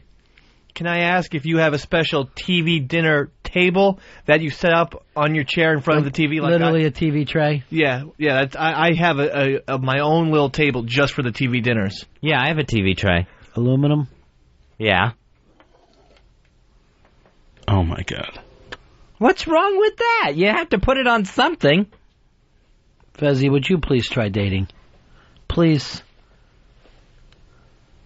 That's going to get me out of TV dinner? Yes. You're going to become a person. Fez, the next stage is cats. Having a relationship with cats. Here's the weird thing. He doesn't own a cat, and yet his apartment smells like cats. I didn't even know it was possible. I don't know where that's coming from, that odor. I could really start fucking crying when I hear about this. Stone, you're on Ron and Fez. Yeah. Ron, how many of those meals were turkey? Like 3 or 4? A lot of turkey in his life. A couple turkeys, but I really like the Marie Colander, and I like the Hungry Man, too. He's trying to commit tryptophan suicide. He's trying to slip into a turkey coma. He does hope to sleep after each one of these things. I usually nod off. I'll admit, I'm eating them in my bathrobe. While you're watching Jeopardy. At least the first round, where you could get some of them. Then what are you watching? Entertainment Tonight? Yeah, I watch some of that. What do you watch, like, let's say, 5 o'clock to 7 o'clock? What's your life like? Like, 5 to 8? 5 o'clock, I usually turn on some news, like CNN or MSNBC, something like that. And you're probably yelling back at that. Probably that's when you start dropping your N-bombs. I'll watch some Seinfelds in there, too. Stuff you already know. Yeah. Some kind of comfort. Exactly. I love it when there's a Seinfeld that I love come on. Sure, it's like a bedtime story for adults. 7 o'clock, I will watch the Jeopardy. Read me the train story, Mommy. Read me the train story. Oh, Fessy, I've read it to you so many more times now. Read me again. Show me Seinfeld, Mr. TV. Show me Seinfeld. When you watch Seinfeld, and you're sitting there and you're seeing a guy who's living in New York, and he's having friends, and they're going places, and people are visiting, and he's visiting, do you ever think I could reach out and accomplish this rather than just watch it on TV? You know, that thought never actually occurred to me watching Seinfeld. Think about it. If Seinfeld had your life, it'd be fucking canceled by the end of the first episode. It would be too sad. So I hit a Jeopardy at 7, and then another Seinfeld at 7:30. So sad. I find comfort in the repetition. Comfort is not what you want out of this world, brother. You want some experience.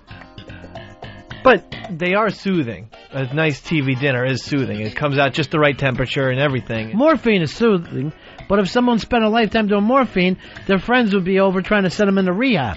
You need fucking baby rehab so you can grow up. You need to be thrown into some kind of adult boot camp. Greg, you're on Ron and Fez.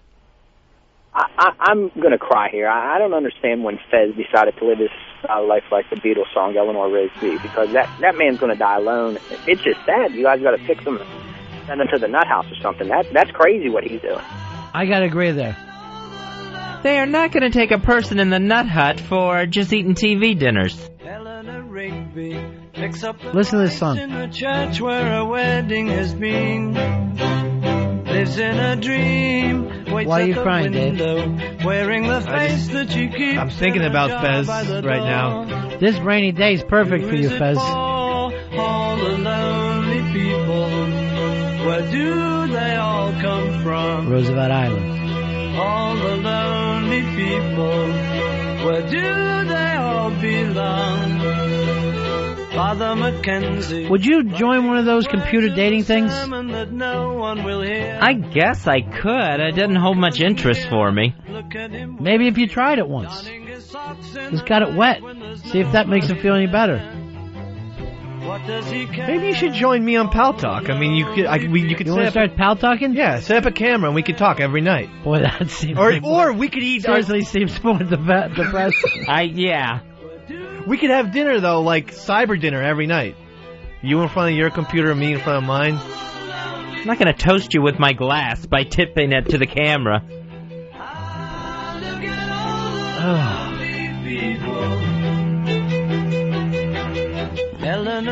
What if you went out to museums or got some kind of an interest?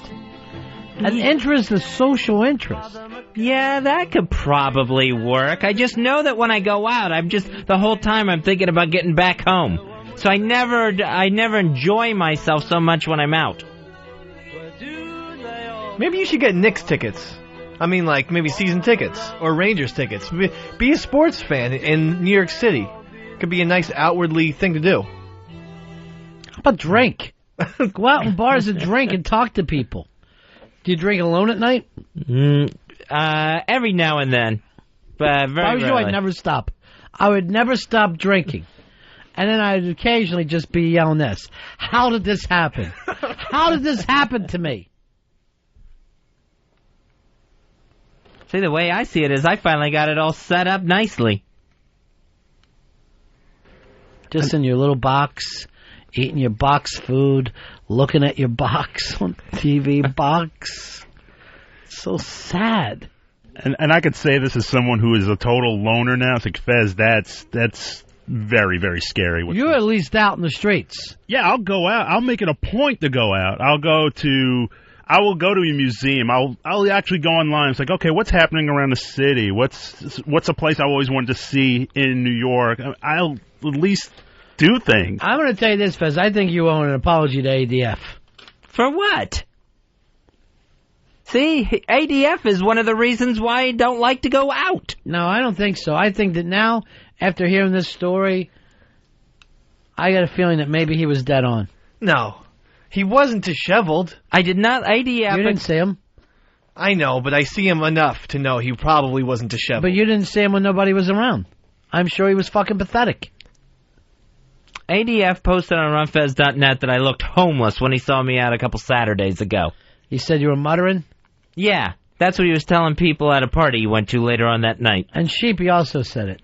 I did not look homeless, but I don't like to go out, and then when people point out, oh, look, he's out and he looks weird, that's what gets to me. So you just stay home with your frozen turkey and your little box till you nuke it. Where I'm comfortable.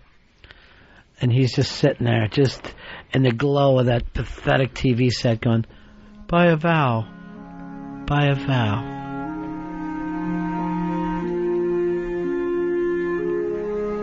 So sad. It didn't seem all that sad to me. I am going to get you one of those Pal Talk cameras just so I can have Dave keep an eye on you in case you fall and break a hip. I would love to do that. We could talk to one another, show what we're wearing to bed that night. Show each other your balls? No, I meant like pajamas-wise. You get Pal Talk, you're expected to get naked. Anthony, you're on Ron and Fez. Yeah, I think I got a solution for Fezzy. I think rather than Pal Talk with Dave, why doesn't he just move in? It'll be like a wacky sitcom. Fezzy, it's really not a bad idea. You move in with Dave and Claire. And Claire? Well, she's staying with Dave most of the time. They share a room. And then that way they take care of you. And you fucking think I'm kidding? I'm really not. It's either that or you start dating. Well, I can't, I don't want to live with somebody. I'm too comfortable now going about my own business in that apartment to have someone else tripping up everything. Speaking, talking, interacting. Yeah, why start living? If you moved in, my mom, I'm sure, would buy us a convertible chair. So you want that? You could sleep on that, you know. He's going to get his own bedroom. I have a bed and a bedroom. Oh, I thought he was going to move into my apartment. No. How could I move in there? With the convertible chair. Why don't you guys move out and get a 3-bedroom between the two of you? Oh, that would be awesome. And you live in Manhattan. You get off the island finally, Fez. Your comfortable island. Come on, that would be great. We'll get anywhere you want to go. You want to go to Greenwich Village? Me and Claire will go there. Anywhere you want. You're going to be paying all the rent, or the lion's share of the rent, Fezzy. Exactly. I can see that coming. No, that's going to be the problem. I can afford about $800. And you guys are always going to be there. I just know it. You'll hear all those grunts coming out of the other room. Oh, on Friday night, yeah. Dave hammering. You better go out Friday night, baby. Hearing someone yell, "a big cheese." Brad, you're on Ron and Fez. Yeah, I was just wondering if I heard Dave say that he dips mac and cheese in applesauce. That's got to be a sign of retardation right there. He's Davy Mac and Cheese, is what they call him. Always. We gotta find somebody for Fez to do Lonely People with. Who out there is as lonely as Fez? Who's somebody that would be perfect for you? Well, look who it is. Hi. Stalker Patty. Come on in, Patty. Hello. Stalker Patty. Hi. Hi. Patty, how are you, honey? I'm fine. How are you? Happy holidays. Thank you. Congratulations. Oh, I read all yeah. about it on the message board. Yeah, I always believe everything you read. Hey, Patty, you got your own apartment, right? Yeah, I have an SRO. What's that? Staying It's room like only? a single room occupancy with my own bathroom and everything, so I'm cozy. Nice and cozy there. Yeah. Fezzy's a lonely guy. Any way that you would think that you and Fez would move in together? I think we both like our own space, right? Yeah. I agree, Stalker Patty. You know, Good. I can't hear through these earphones. Well, I want to get Dave to help you out here. And he'll come in and fix that for you instead of just sitting back there being stupid. Fezzy, when you look at Patty, exciting life to you? No, not really. Do you feel like it's a reflection of like you guys have a lot in common? No, I don't see where we have anything in common. I don't hear. Because she has a cat? At least she has somebody to care for. Yeah, I have Effie. Yeah. Do you think Fez should get a cat? I think you should get a pet of some kind, Right. but a pet that you like. You might be a dog person instead. Fezzy, I know O&A, and God bless them for doing this. I mean, a lot of times people will write or say this with about Opie and Anthony, but hearts of gold. They're taking Fez out shopping this Saturday, and they're going to get you completely new clothes, a nice makeover. That is not me going with... God bless you, O&A. Wait a minute. God bless everything You're that you going do. on a homeless shopping spree? First things first, get shoes. I am not going on a homeless shopping spree with Andrew and half a Hulk face and everybody else in the gang. Because I'm not homeless. I don't qualify. You think you should go? Well, me? You do. Oh, I'm not homeless no, either. I mean Fez. You do need a makeover, Fez. You could go to hang out, maybe. Yeah, what's wrong with that? You're hanging out. Because then I'm going to be stuck in a mall where I don't know where I'm at, and I'm going to want to be home. What do you mean you don't know where you're at in the mall? You're afraid of being lost? Yeah, I don't know where the mall is at that they're using this time.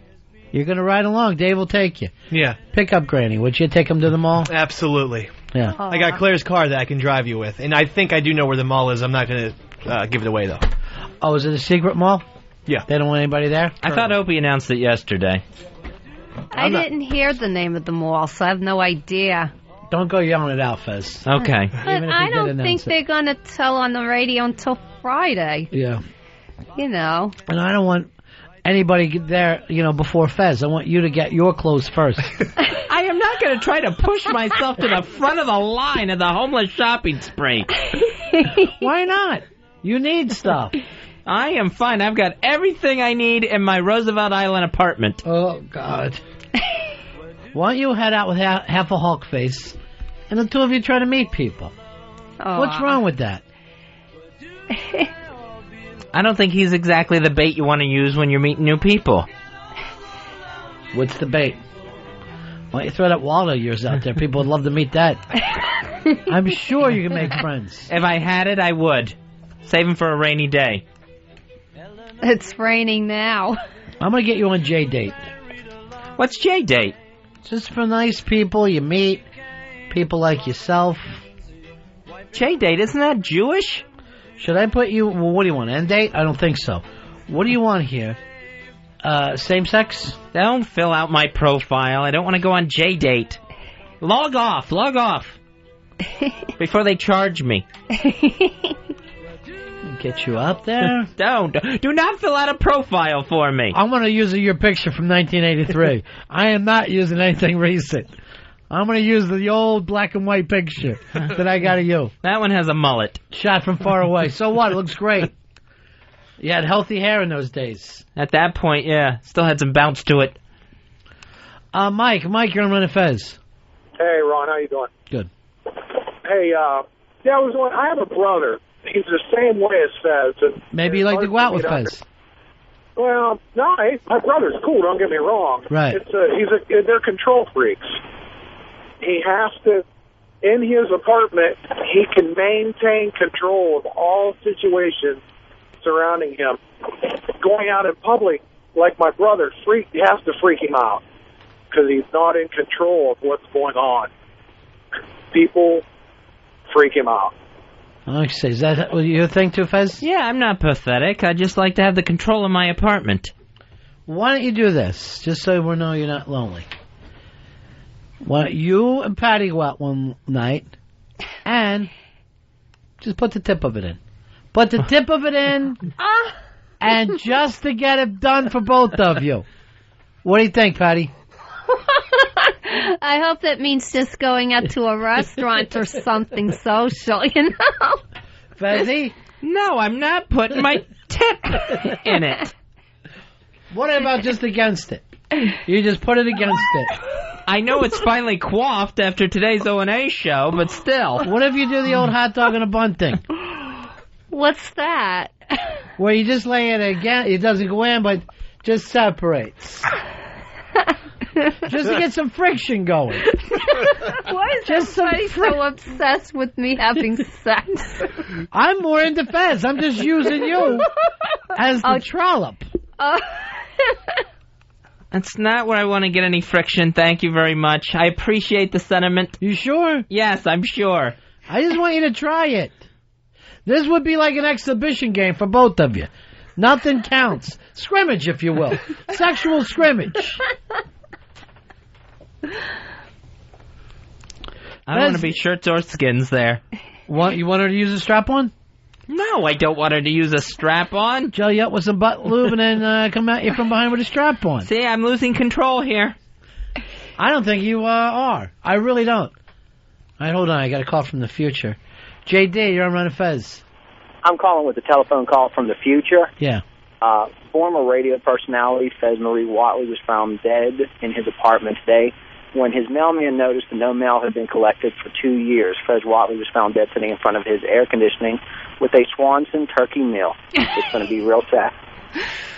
Do you eat frozen food too like this? I don't like them, but they don't really fill you up, and I don't like the quality of the food. I make my own soup from scratch because I don't like cans, and I have salads. I live on vegetables, especially the frozen kind like edamame, soybeans. It's a health sad person. to hear that you're living a more productive life than Fez. I don't think so. There's never a party, an O&A party you're not at. And everybody's glad to see you. I enjoy myself. I like to get together with other people. Fezzy, she's too fast for you. You will not be able to keep up with Patty. To me, to hang out with people at parties is a little bit more effort. It takes some work on my part. It's yes. What's wrong with working a little bit instead of sitting there talking to the box of frozen turkeys? I just go with the flow. I'm shy when I go out, but I go with the flow. I sit down, I eat with them, I talk, but... That's wonderful. You seem real shy. She is a little shy in the crowd. I've seen her around before. Yeah, but everybody's... quiet. Then she'll find somebody in the corner and then talk to, and... once you sit down with her one-on-one, she'll talk your ear off. But she's not going to be holding court. She gets over the shyness very quickly. Are you coming to the RonFez.net Christmas party this Saturday? Yes, I am. I'm in the grab bag, the Secret Santa, too. Really? Yeah. I didn't know it was. There's about 11, 12 of us participating, I Yeah. guess. Oh, that's sweet. Yeah. And that's kind of your Christmas. Yeah, I have fun with that. I love that. We're doing it at work, too. I'm starting to cry a little bit, but I'm going to get rid of it. Fezzy, why don't you join this year? Secret Santa. I'm not going to get no Secret Santa. I know what I'm getting you. What's that? Banana butt lube. Don't get me banana butt lube. You can get him a Mango? gift certificate to Swanson. Whoa! Yeah. No. And get all the... Face. That's not a face. You know what I love Doesn't about count. it? You're a place for people from O&A to actually get a win. When they get out of that conference, they pick up an easy win here. Who'd you get for Secret Santa? Patty. I don't think we're supposed to say. It's supposed to be a surprise until you get there. Then, you get to... Do you know some of the other names in there? I don't know the person that I was given, but, I bought something cute for the person. That's very nice. And you do it at work, too? Yeah, we did it at work. Everyone getting Starbucks mugs? No. Just all being exchanged back and forth? Just little Bah presents. humbug. I went to Humbug. I went to the M&M store for that present. Nice. Yeah, I like the M&M store. Sure. Scott, you're on Ron and Fez. Yeah, I've been listening to Fez's pathetic story, and I think I have a solution of a guy he should hang out with. And that's Big A. Big A. Big A. You used to date him, right, Patty? No, we're friends. Right. Yeah. Scrimmage, sexual scrimmage? No. Would you ever do this with Fez? What? Just ass to ass? No, not dating him, for goodness sakes. But if you wanted to. Don't you have one of those two-headed ones, Fez? You guys could use on a quick... What's that? Oh, and Fez has these dildos, I guess, that... Ron? They're two-headed, And that way he can get ass to ass, and then I guess you just pound him backwards. I don't mind bringing up my TV dinners. Let's not go through all the house. I didn't know they did things like that. Yeah, they I've do. never seen anything like that. Wow. What do you mean they? Thanks. The professor, you're on Ron and Fez. Hey, fellas. Yeah. You know, I'm listening to Fezzy, and Fezzy, I love you, but I'm really concerned, sincerely, here, as a professor of psychology and neuroscience, that you were like a day away from agoraphobia, like not leaving your house at all. This ADF prick, I'm afraid he's made it worse, by thinking maybe it was a gimmick rather than a shoot, man. I'm really nervous about it, that you might just stay in your house and eat turkey dinners and never leave. I think if it wasn't for Ronnie and the show, it'd be all done. And you live in the best city in the world for food. You know, I'm stuck here in Evansville, Indiana. Sure, I can eat turkey frozen dinners. You have every restaurant in the world you could go to, and you don't want to do it. It makes me really nervous, my friend. All right, thanks. Thanks, buddy. That's coming from a professor, Fez. Well, I'll agree with the professor on this point. Yeah, ADF, I'm sure, made it worse. Yeah, I think we point all the blame right there. You think you could end up an agoraphobic? I could see that possibly happening. I could see that, yeah. Do you think it's the show that's keeping you somewhat connected to reality, or is that to blame? Is this considered a hassle for you to come in here? No, the show's not a hassle. No, I don't think it's to blame for any agoraphobia. I know that Fez has this very weird thing, too, that I didn't realize for a while, but he will not leave here until after I'm gone. He does not like the idea that I stay at work longer than him. With that one, I have a thing. Well, I like to be around you. I feel safer that way. Because I'll kill? Yes. You know I'll kill whoever, whatever. Okay, and that way Ronald just killed them. And then also, I hate to think that I'm missing something, too. Like something's happening. Right, yeah. Well, yesterday I went, after I left here, walked around the block, came back up, and had a little party with Earl and Dave. Yeah. Why? But do you mean like you're afraid work stuff will start happening? Like we'll start talking about, hey, why do we need Fez anyway? I don't know. It's work stuff. I don't know if it's that direction. Do you really think we need Fez in here? Good point, Earl. Do not bring that up at any meeting I miss. Let's make a list of who could replace Fez. Bowl of gravy. Jello mold. Rude. No, but what do you worry about? What could you possibly be missing? Like if something comes up like for the next day or something that I'm just not aware about and I just don't have any clue. So you get here and everyone's wearing sombreros. Right, exactly. Oh man, and I'm like, what's with the sombreros? Why are you doing that? Oh, you know how we're doing sombreros now. Sombrero Day, Fez. What? You missed Sombrero Day? When was this decided? So I could make some decision with the boys, and you're not here. That's what you worry about. Right, yeah. And I wouldn't be in on it, and I wouldn't know about it, and Dave and Earl wouldn't tell me about it. Right. So is there days that you go, God, I wish Ron would leave so I could go home? Those are very few, but yeah, there's some days like that. Why don't you just... Holy shit! You make it like communication. You know, days where I don't feel good or something.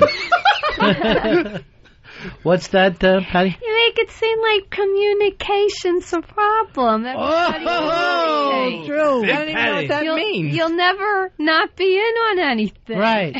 It is a little paranoid. It's a little paranoid, and it's probably...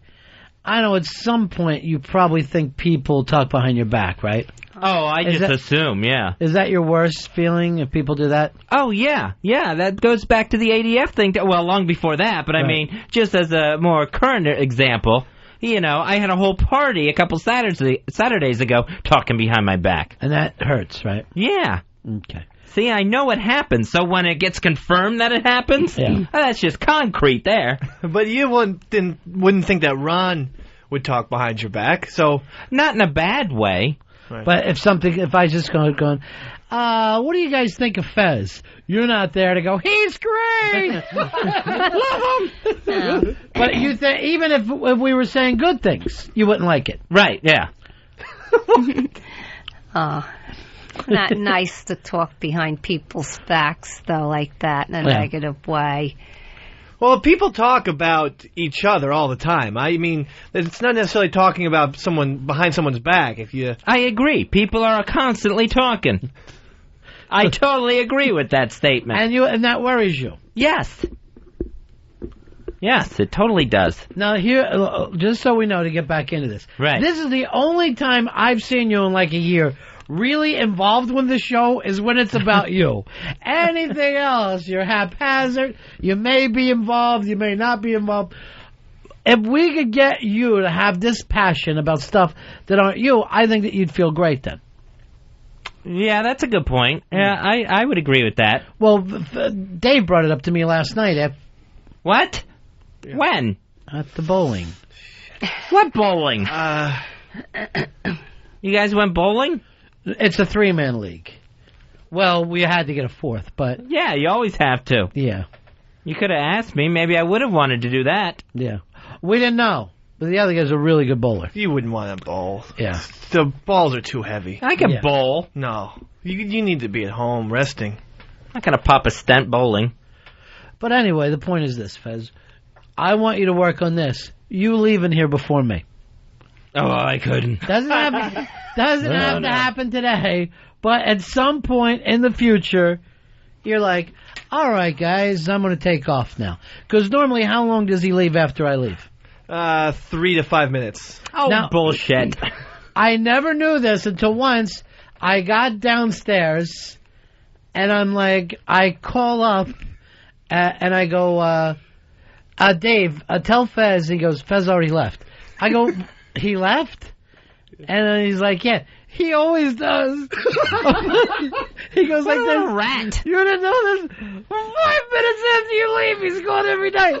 And he's cracking up. And people wonder why I'm paranoid. See, the talking exists. It all really happened. I know how to solve the problem. Yeah. Leave the same time. Oh, boom. Face. Oh, that's and just nobody has Patty. to think anything of anybody. Face. You want to do that? That would be better, I guess. But I'll give you 2 examples. Like the other day, I had to go make a phone call while you guys were still in here. I didn't want to leave the room to go make the phone call because I thought something was going to come up. But here's the thing. You are the one who'll go, I have to make a phone call, and everybody knew it was about business, but you're like, I don't want Earl and Dave to hear it.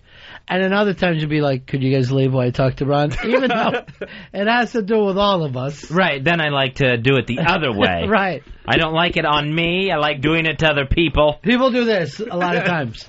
Could you guys give Ron and I a second? And they'll walk out and he'll go like this. I don't like Dave and Earl. And I go, I know you don't, but what else? But here's what you need to do to go back, Fezzy, to go back to your other little fear that people are talking about you. Leave before me sometimes. Leave after me sometimes. Leave the same time as me sometimes. Don't think, I need Ron to leave before I can leave. Yeah, to me that's like leaving dirty dishes in the sink. I'm dirty dishes, you fuck. No. I'm dirty dishes that need to be washed. This is the second time I got offended today. You shouldn't. Maybe just leave when you feel like going. I mean, that was kind of my point. If it's after Ron, then it's after Ron. But if you're it's sick, before, it's before. If you're tired, not feeling well, you have every right to go home early. But at a certain time we have like a little post-show meeting. But then when that's over, you can tell. And it never like this meeting is adjourned. Right. But it turns into, Dave screaming, all right, I'm going to give you the 7 best bass players of all time. By the time we're at that point, I'll just end up wandering away. I normally live with, I can't hear this anymore. I hate you people, and I'm not getting paid to listen to this. Wow, it's also true. Yeah. I think those discussions are fun, but yeah, I mean, you definitely don't need to be a part of them. No, I don't need to hear you talk at all. Yeah. Why? I mean, it's just stupid. Okay. And I'm going to say that. I'm not going to say that behind your back. Yeah. I'm going to say it to you. I told you today. A little bit of stupidity, nice. It's flavoring for the show. Okay. But it cannot overpower the show. I'm not trying to. Yeah. I'm trying to think. Sometimes my ideas aren't executed. They're just retarded. Yeah. You told us before your brain stopped for half an hour when you were a kid. Yeah. 15 minutes, 20 minutes. Oh, now it's fucking dropping down. No, it's never dropping down. It didn't happen at all, and there's no reason for this. Well, you told me it was the ocean. Your brother said it was a pond. It's a big difference. I said it was in the bay. Gail, you're on Ron and Fez. Hey, guys. Hey, Patty. 10841 checking in. How are you? I'm doing good. I got a suggestion for Fez for a pet. Yeah. A hamster. See ya. He's got one tucked already. Nothing smells like a hamster. Like shit. Not if you keep hamster the cage shit. clean. Gay shit, probably. Not if you keep the cage adequately clean and you clean it every 2 days, which is what you're supposed to do. I can't tell which you were talking. You or Fez. That's Patty. You both worry and talk about the same things. You want to do that? Keep it adequately. You want a pet, Fez? No, I do not want a pet. You want a pig rat?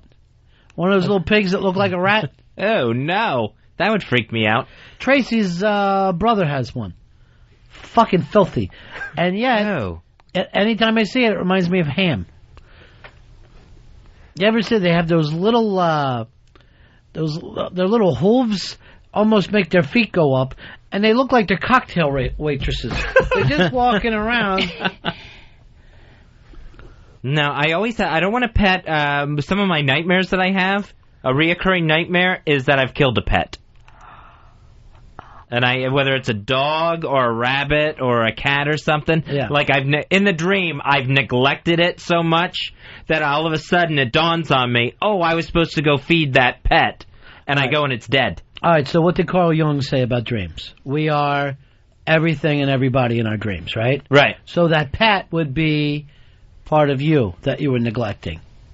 The part of you that doesn't want to sit there in front of rerun TVs eating frozen TV dinners and missing out on life. Even though you happen to live in what most people will call the most exciting city in the world. You are living like you live in, no offense here, fucking Peoria. Everyone in Peoria just went, hey! Why us out of everywhere? I couldn't think of anywhere duller. Yeah. Is that's what's being killed.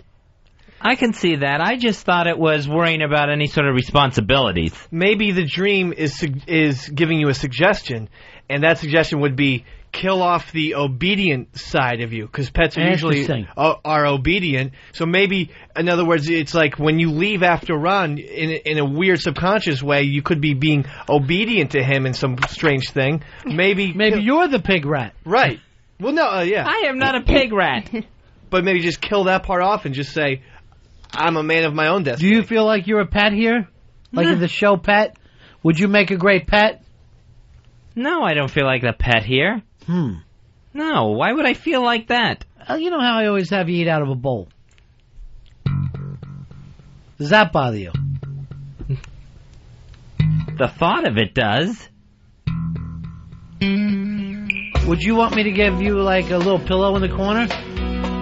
No, because I'm a person. I'm a human. I'm named Fez. Fez isn't even the human's name. It's the pet's name. You would make a great pet. I'm nobody's pet. Pet of the month, Fez Watley. He's very clean. He is. He licks himself. And potty trained, despite what ADF says. ADF said I shit myself?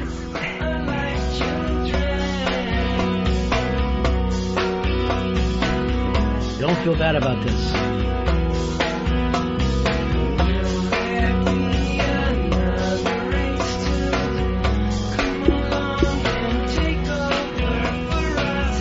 We're always trying to figure out what to do with Fez, but you are living the life of a pet.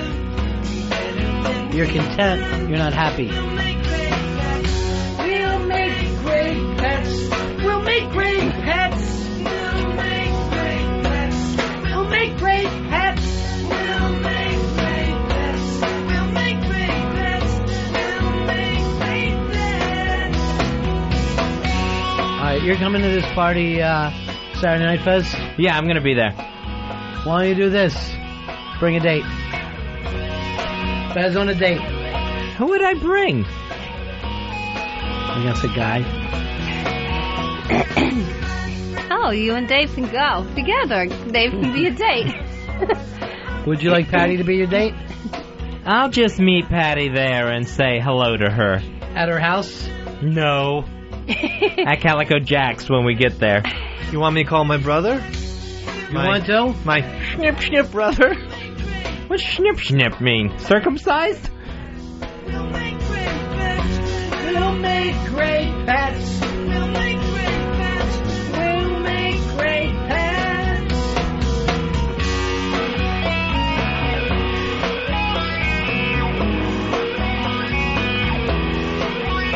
So you're looking for somebody maybe a little younger than his brother?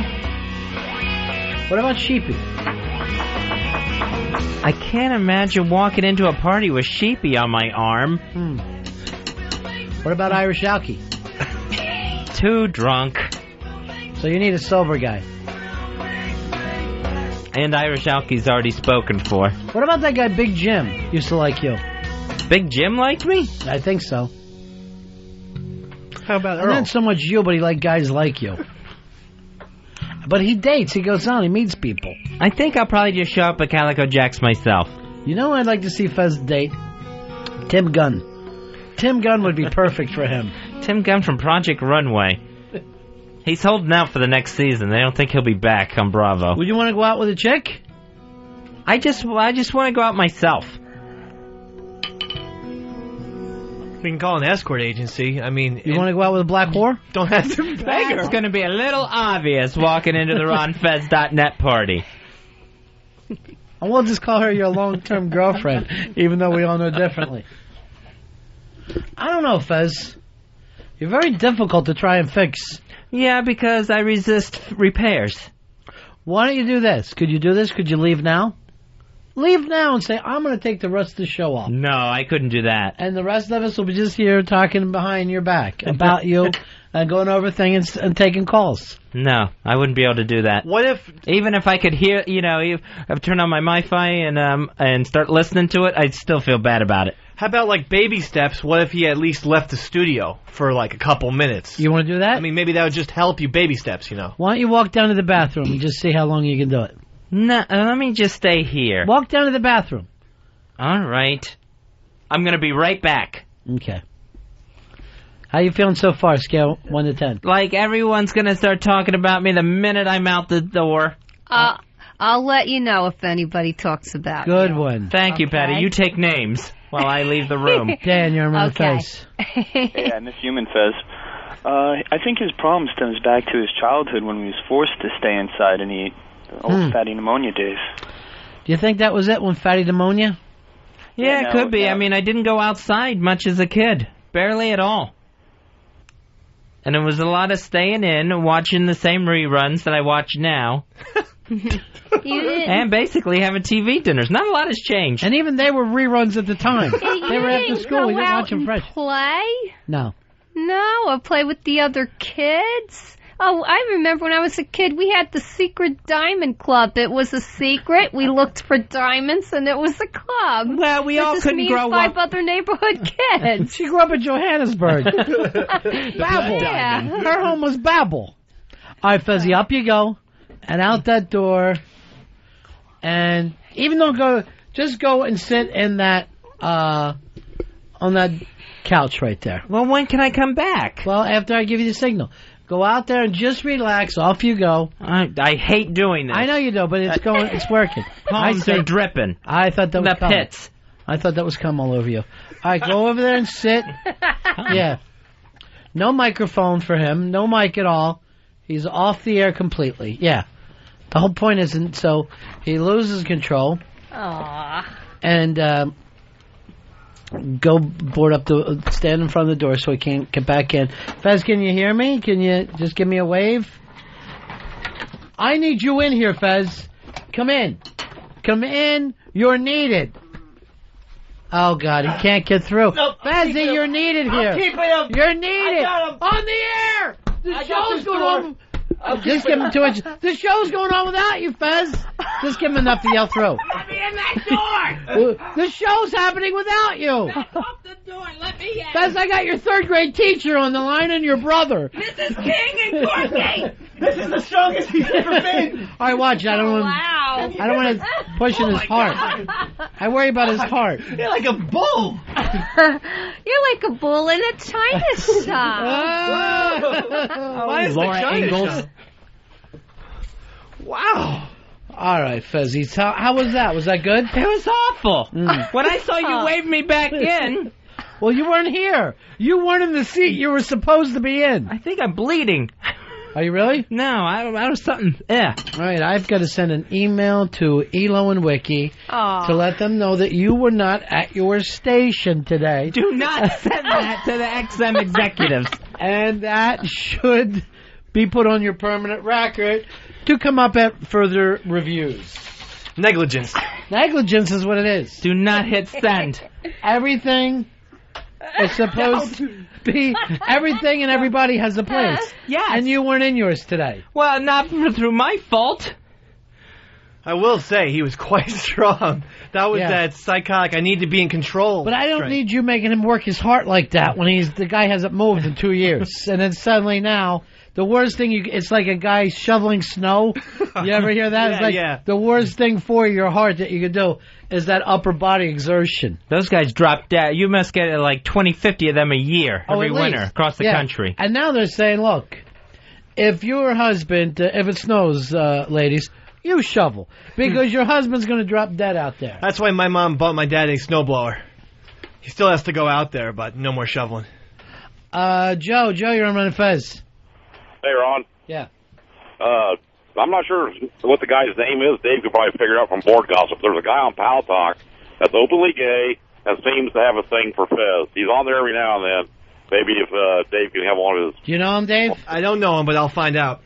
Whoa, Fez. That's all I have. You don't have to find out, Dave. Openly gay whackbag. And then somebody told me there's some ex-military girl into you, Dave.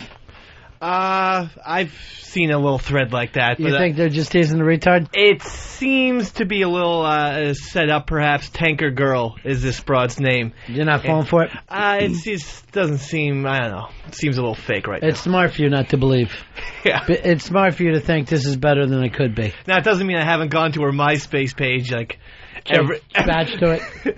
Every 30 minutes on the hour and checked her out. Hey, we'll take a little break here. When we get back, AFI gives their top 10 movies of the year. We'll discuss that. Ron and Fez Show. Ron Bennington is watching The Ron and Fez Show. XM 202.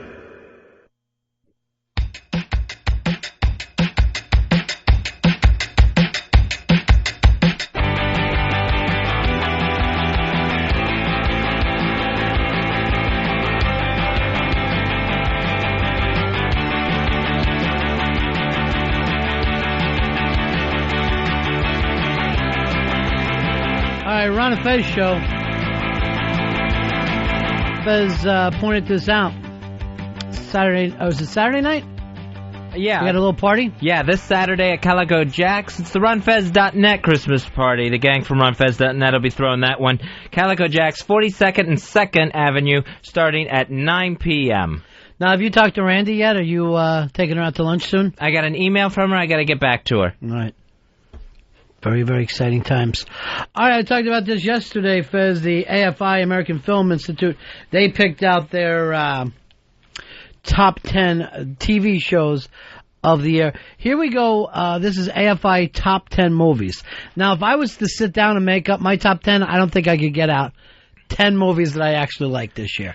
And I'd probably see more movies than most people. This was the year, and especially this past summer, where I think I saw the fewest movies ever in a year's time. There was nothing that really had me going out to the movies. Well, good news for you. Now all those summer blockbusters are out on DVD, and you can see them all. And you'll see why you didn't like going out, because they're not really that watchable. Here we go. This is top 10. Babel. Is that the name of it? Earl, you went out and saw this one? Yeah, I saw Babel, and stars Brad Pitt and Cate Blanchett. You liked it? I liked it a lot. It tells this kind of international story about how things are connected, where the gun that was purchased in Japan could have an impact on in the Middle East. The reason why I didn't see that is I feel like I have. I feel like it's traffic in Africa. I've, seen it. Well, it's kind of in the vein of 21 Grams in that these interconnecting stories, but I'm done with that though. It just bores me. I'll give it a try, but I'm not that crazy into it. Borat made the top 10. Funny, but you don't want this to become one of the 10 best films of the year. Devil Wears Prada. Heard a lot of good things about that. From women. Yeah. No guys is going to say a good thing about it. Dreamgirls. Earl, you can't wait for this one, right? I'm really looking forward to seeing it, just mainly to capture that period. Half Nelson. That one I don't even know what it is. I saw it. Small independent film shot by a kid over in Brooklyn. It's a teacher who's also a crackhead. I liked it. I hate to think that, it was nice, independent, first time out. I'd hate to think, best top 10. Happy Feet. Happy Feet I thought was god-awful. I don't even understand how the kids liked it. Apparently this one's going to win over Cars, though, in the Oscars this year. Because it seems like it's getting better reviews than Cars. Inside Man, that's Spike Lee. Saw it and dug it. It's out on DVD. I'm going to watch it on DVD, but I heard really strong film, one of his best in years. It's okay. It's good. Letters from Mirajima. Did not see that one. Clint Eastwood again. Every time he makes a movie, it's right there at the end. And that's the one they're talking about for Oscar instead of the other one, Flags of Our Fathers. Well, basically, it's a double feature, though, right? I would think so, yeah. I mean, it's the same film. They use... Same premise. Yeah, same stuff. Little Miss Sunshine. This thing was 2 seconds from my house, and I wouldn't go see it all summer. I'm just so sick of that dysfunctional family that somehow we're all better together. Tired of it. But I'll probably give it a watch. And United 93. United 93. I mean, I'm sure it could be a good film. That's something I don't think I will ever watch. I'm never going to see that. Too soon? Too soon for me. I saw. What'd you think of it? I liked it. It was on DVD. Yeah? And I got it from Blockbuster. Didn't weird you out too much? No, it's just, I thought it was well made. Just a movie, right, Teal? That's a movie, but it was very good. Yeah. It was very good.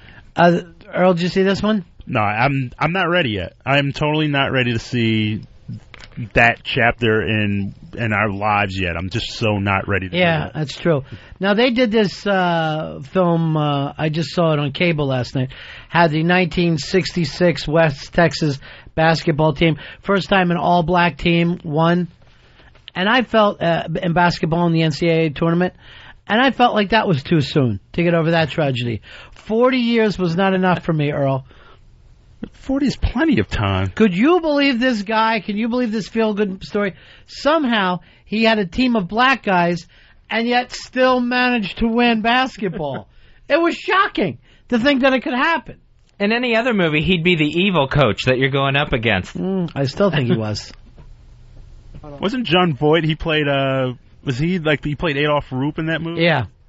And, Pat Riley actually played on the team that lost, the white team, the all-white Kentucky team. Let's go talk to Jay Moore. Jay, how are you, buddy? Hi, guys. I got to tell you, after hearing, freaking Happy Feet and a couple of those other choices, there's no reason the Groomsman shouldn't be on that list. The Groomsman, watched it the other night. Jay was terrific in it. Very nice. And I would like to sit here and bust balls and say he wasn't.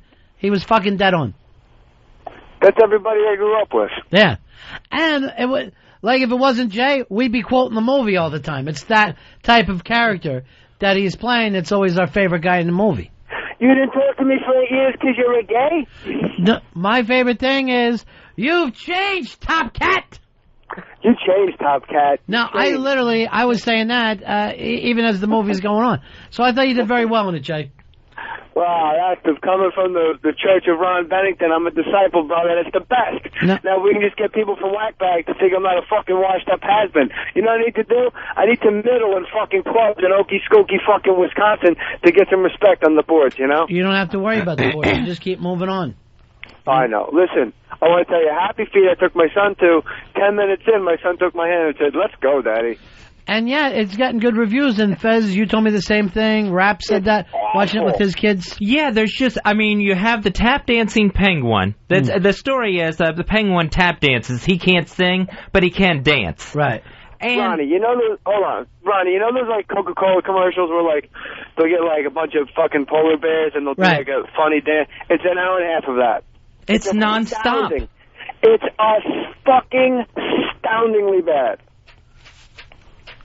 What else? Little Miss Sunshine you'd love, Ronnie. I just feel like I've seen that movie before. I'll tell you why I really loved it. Alan Arkin. Yeah, Alan Arkin. Also, I got to tell you, Greg Kinnear, No actor has ever had to work harder to get me to just fucking admit that I like him, ever.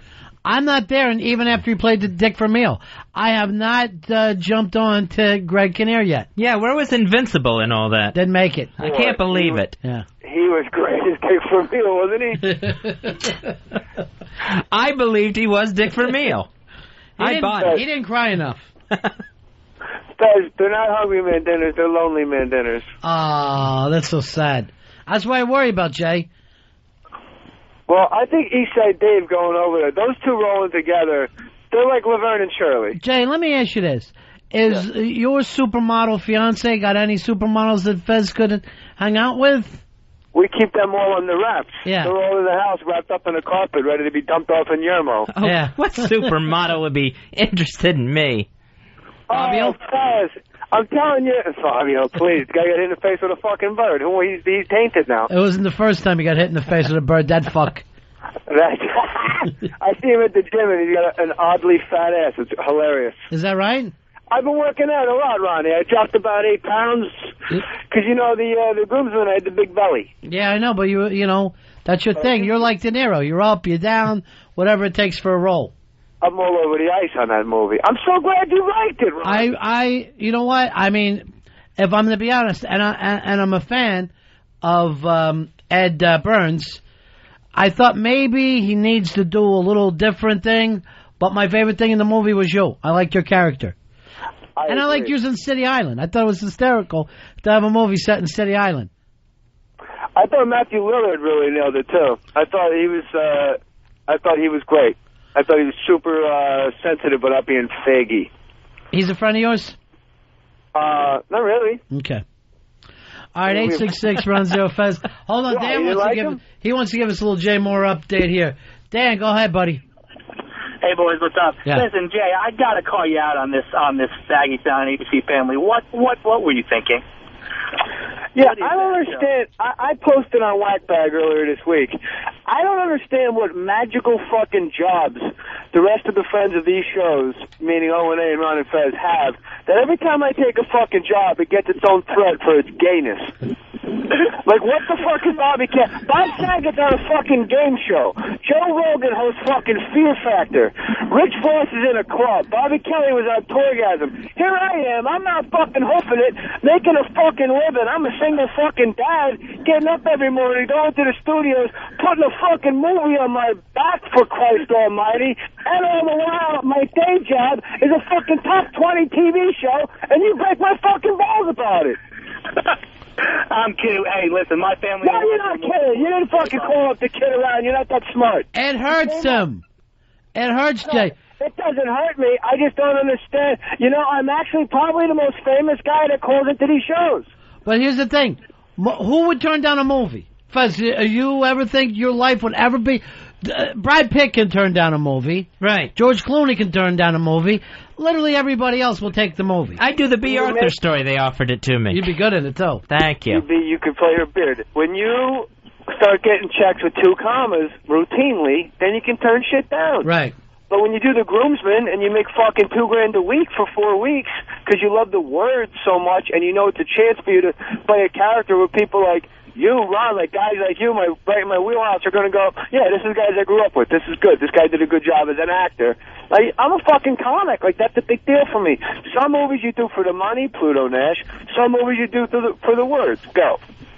Now, you know, here's the other thing. I like that you got your own little outtakes. Eddie Burns gave you the outtakes. Well, I'm a fucking talented guy, Ron. Yeah. By the way, Eddie Burns, he debuted his band here in New York the other night. You know about this, Jay? No, I don't. Yeah, he came out, did his band. Who fucking shows up his first night to debut? Chris Martin, Michael Stipe. Nice. Eddie's a talented guy. Where am I at this, Earl? I didn't even know about this party. Exactly. But shouldn't I be down there going, oh, let me check this out for XM? Yes. Hi, Michael Stipe. You like this band? That's the kind of stuff I should be saying. Ronnie, me and you should be hanging out. Well, right now I can't until Fez dies. I gotta wait. Every time I go out at night, I'm wondering if he's home dead on the floor. Or the 3 of us could hang out. I'll work on it, Ron. Where, your house, Fez? Over a Hungry Man? hungry man. How about me and Ronnie take off our clothes, lay on the floor, and then you are the hungry man, Fez? That's terrible. All right, thanks, buddy. God bless you. God bless you. Groomsman, available on DVD. Only in America. All right, peace. Ghost Whisperer, Fridays at 8. Fuck you, drive-by trucker. I'll fight you on sight. All right, talk to you later. Why does he let people bother him? See, it gets to him. He has Anthony's respect. He's got Opie's respect. He's got our respect. Why does somebody on a message board upset you? Whackbag has just driven him crazy. What about you? Do they write bad things about you at all, Patty? Oh, occasionally. I disregard it because I get more positive. You let it roll off your back. Yeah, I'm like the duck lets the water roll off its wings. Brilliant. You know? And I love Jay. I think he's awesome. There you go. There's the endorsement. You know, it really is true that Earl hasn't hooked us up with anything in a long time. Yeah, I haven't really gotten you to. If it wasn't for Millie, I wouldn't even have any cigars right now. Thank you very much, Millie. I hope that's not the last Christmas present I got this year. Nervous about cigars. Thank you very much, Millie Hatchet, sending us gifts. What did you get, Fez? You got the Schoolhouse Rock, and what else? That was all I got. You know what? You even get presents like a child. I thought it was a thoughtful gift. It's something I'm definitely going to check out. No, I understand that, but it is something that you would give to a child, not to an adult. You got to grow up a little bit. Yeah. I mean, one thing I really like about this, and it goes back to the other stuff, is I've seen it before, so it's comforting. You don't like anything new? I just have trouble getting into something new. I have trouble making myself sit down and watch something new.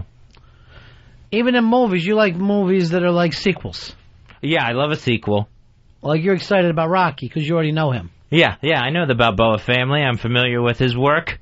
So, yeah, I will probably check that out. I definitely want to see that. I want to see We Are Marshall, though. When you say things like this, you ever think it's tough for me to do a radio show with you? You ever think, I wonder what Ron goes through? To do something with someone so close-minded in his own personal life. I should probably consider that more. Something, isn't it, Patty? She feels awkward.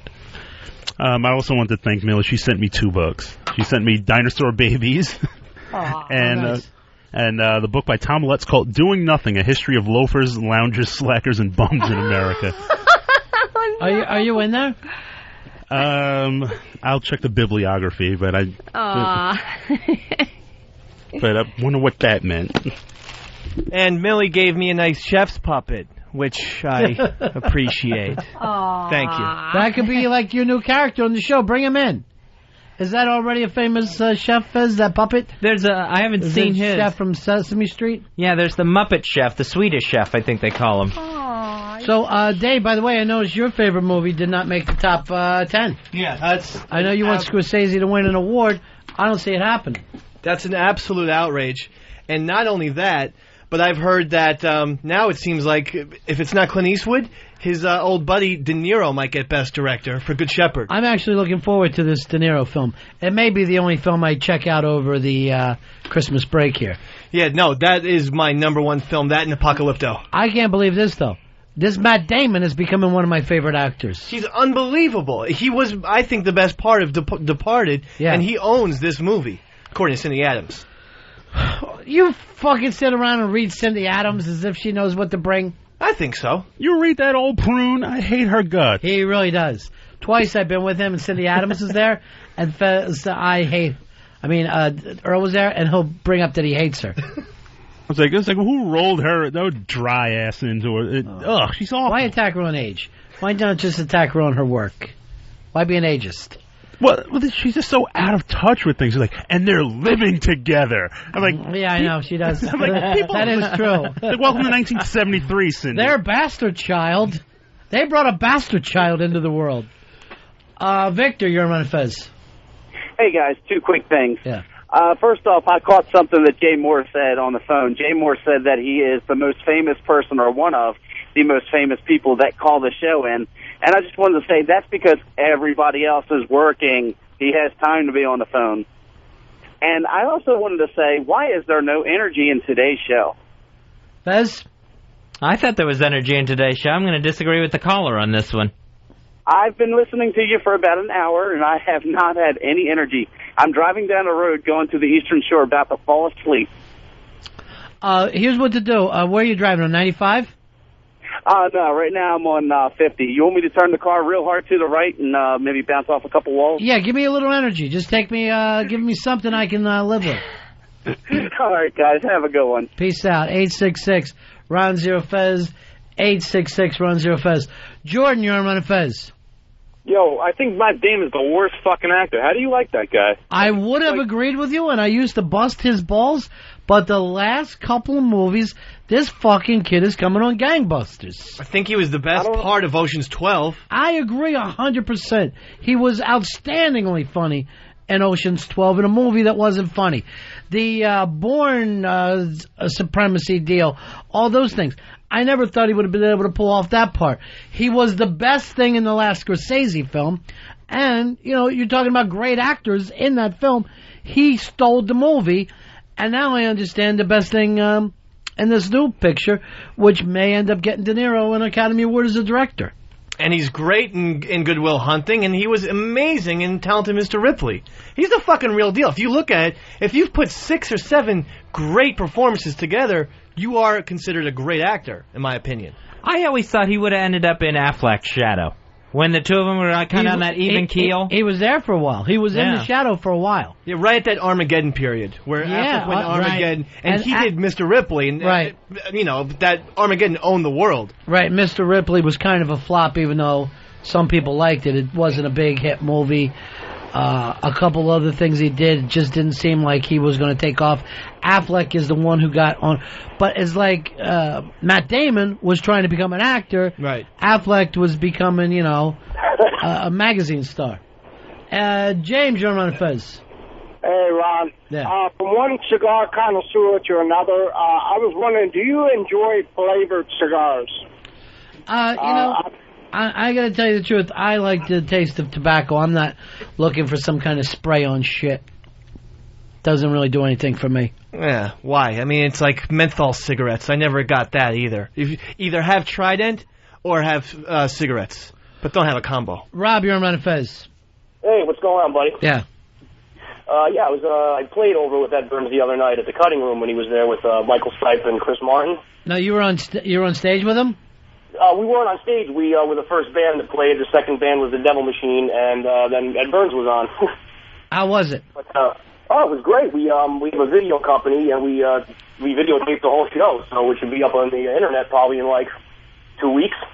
Now, Ed Burns did what? He played guitar and what else? Played guitar and sang. Yeah. How was he? You know something? Pretty damn good guitar player. Interesting how some guys can do a lot of different things. Oh, absolutely, absolutely. I mean, he was great. I mean, like the band was great, and they were awesome. But I mean, you know, here's the weird thing: it's your first night ever playing live, and then you invite Chris Martin and fucking Michael Stipe there. That'd be annoying as hell to me. And Helena Christensen was a part of that little posse. Yeah. Supermodel Helena Christensen. Well, didn't Ed Burns marry a supermodel? I thought he was with someone famous. I think that's his wife. He did get married to her. To Helena Christensen? I didn't know that. She is amazing. Bono gave her away. Who did? Bono. Yeah. God, what a fucking life this guy's living. Irish prick. Who? Bono? Ed Burns. And he's living in Jeff Jr.'s old fucking house down in Tribeca. I got my supermodels. He's married to Christy Turlington. That's right. Good one.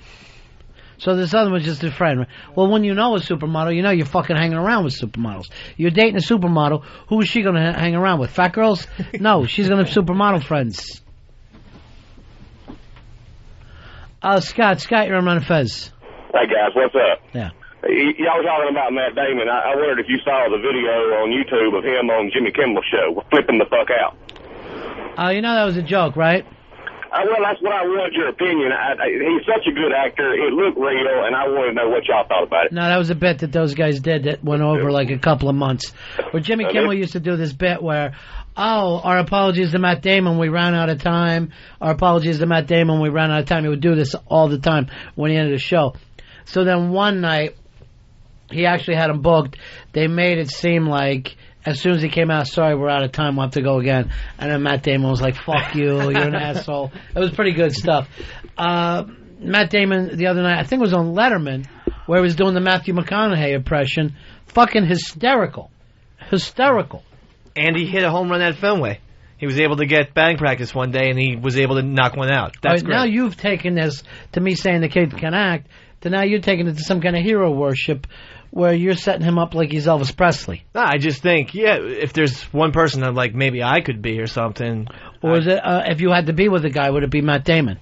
Yeah, or him or Tom Brokaw. But all right, because it's very weird, because I know that, Earl, you said if you had to be with a guy, if Nazis had your parents, you'd fuck Scottie Pippen. You stay with that, or have you moved on? I've moved on. I think you can do better, Earl. I don't think so. Scottie Pippen's one of the top 50 of all time. Are you going to talk about the size of his head? Sure, fuck it.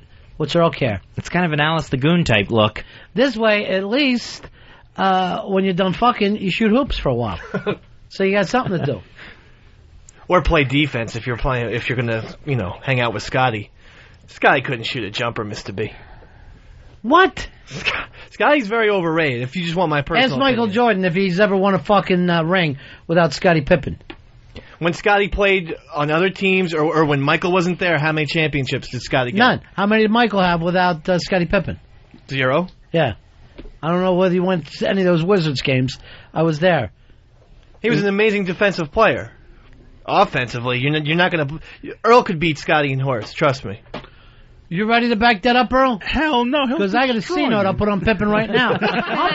Anyone in the fucking NBA can beat anybody in this room at Horse. No way. I could beat Sean Bradley at Horse. I don't know if he's still I doubt playing. it. Are you kidding me? I could baby hooks. All he's going to do is baby hook. You're not going to be able to do 6 of those. I'll shoot free throws. Knock him right out. Mark, you're on Ron and Fez. Hello? Yeah. Hey, I think that Mark Wahlberg was the best part of The Departed, not Matt Damon. Should have more of him. Actually, I like Mark Wahlberg as an actor. That's another guy I never thought I would like. At first, I'm like, what a joke. And then after 4 or 5 performances, I had to say to myself, all right, I fucking like this guy. It started with Boogie Nights, and then you go to Three Kings. Amazing. That was awesome flick. You want to hear something? Fez didn't like Three Kings. I never liked Three Kings. Hold on, he was still sighing like a fucking girl. Didn't like the film. Wow, why? Oh, because you're anti-George Clooney? You know what? I don't even know if I was anti-George Clooney at that point. Maybe I was. Pick up the new Esquire. He brings up the Batman and Robin thing again. Does he really? Yeah. That's what drives me nuts about him. I mean, I can understand being a bad Batman, especially with that script. But to mock it, to say I ruined the No, he's not mocking it. He goes, he takes full responsibility. But he never drops it. Anytime he's in something, he brings it up. Check it out, new Esquire. In a way, we should be thanking George Clooney, though, because without him, we wouldn't get this new Batman series, which is great. Off to a great start, at least. Mike, you're on Ron and Fez. How you guys doing? Don't worry about it. Right. I just wanted to tell you, I was at that Jimmy Kimmel taping with Damon there. After he blew up, he came back in, and they were smiling. They took pictures together, and it was all a setup. Yeah, of course it was. Yeah, that's what it is. Peace out. 866-RON-0-FEZ, 866-RON-0-FEZ. I don't understand some of the things that you like and don't like, Fezzy, when it comes to movies. Well, I am always going to be a big popcorn movie fan. A big summer movie fan. What was your movie fan thing this year? Was it Mission Impossible? Didn't see that one. I guess the best one I saw was Superman Returns, out of the big summer blockbusters. I don't normally like the Tom Cruise Mission Impossibles. I actually liked this one. I thought the villain was fucking dead on. Mission Impossible 3, easily the best of the series. I mean, it had everything that a summer movie had. A great action.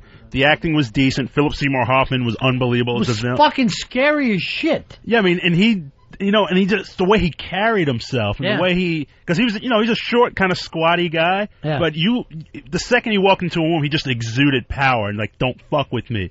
And you almost figure, there were moments in this movie where Tom Cruise, you're like, he's not going to get out of it. I'm going to tell you the truth. I might end up being a Scientologist. After this Jim Carrey thing, this Tom Cruise thing, and maybe I'll be happier there. Jim Carrey supposedly going in, and if he goes, he'll probably take the girlfriend, Jenny McCarthy, in with him.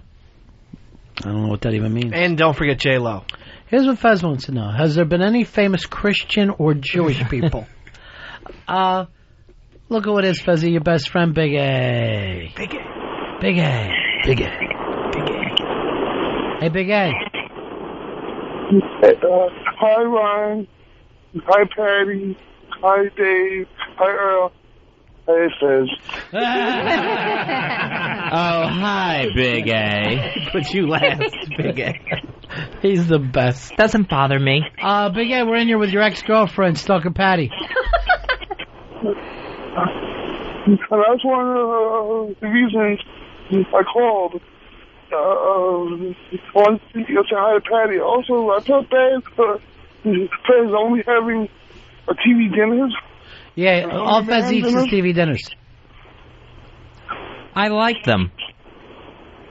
And, I mean, I like eating out, but you like only TV dinners, that's all? Well, I like other food, too, but I just enjoy having a TV dinner for my supper at night. I don't see where there's a big problem with it, Big A. First, people thinking you're homeless.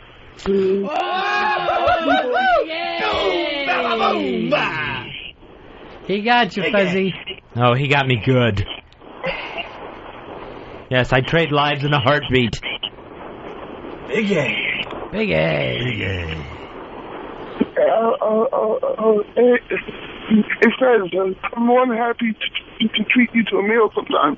Oh, that'd be nice. How cool, Big A. Courteous, Big Big A. brother, Big A. Gentlemanly, Big A. You like to go out with Big A, Fez? I may sometime. Maybe if I run out of TV dinners. Why don't you do that the week of Randy? The next day is Big A. And then you just set up it's a week of Fez going out to lunch with listeners. Lunch week begins. Man, that guy was right. The energy just stinks today. The energy is horrible. All right, Big A, we got to get going, buddy. We're ending up the show. We'll see you Saturday night. Oh, yeah, definitely. I'll definitely be there. And thank everyone. Class was actually really. And Patty said she's going to be there and is going to wear something tight for you. So, good luck. Oh, I don't know what I'm wearing yet, but I'll be there. With bells on. Big A. Big A. Oh, Big A. Mistletoe, Big A. When it comes to Patty, he's going to be dropping the Big A bomb. What? What's that mean? Sex. Big A bomb. I never heard that. Oh, by the way, I got a email from Darren in Leeds.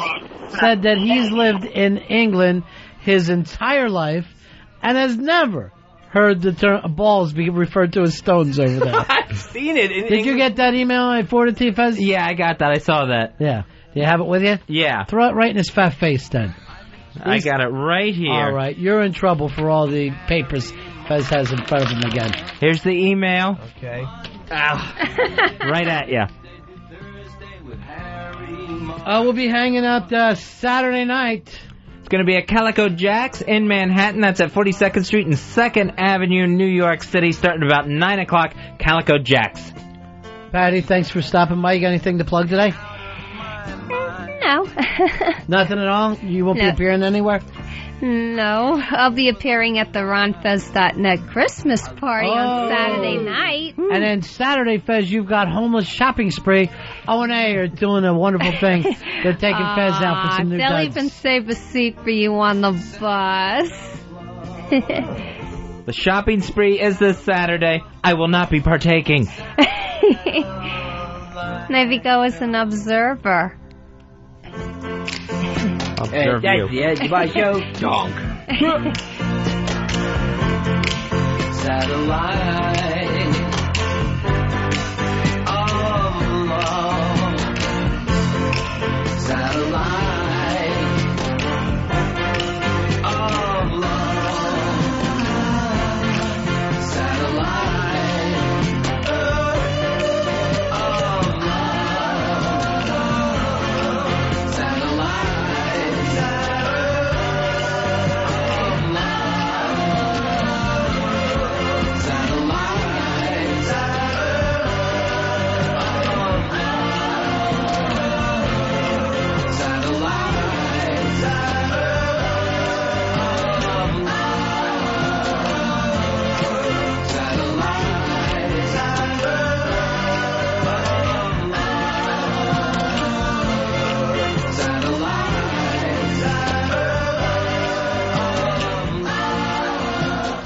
Pennington, Fez Whatley, The Ron and Fez Show. XM 202.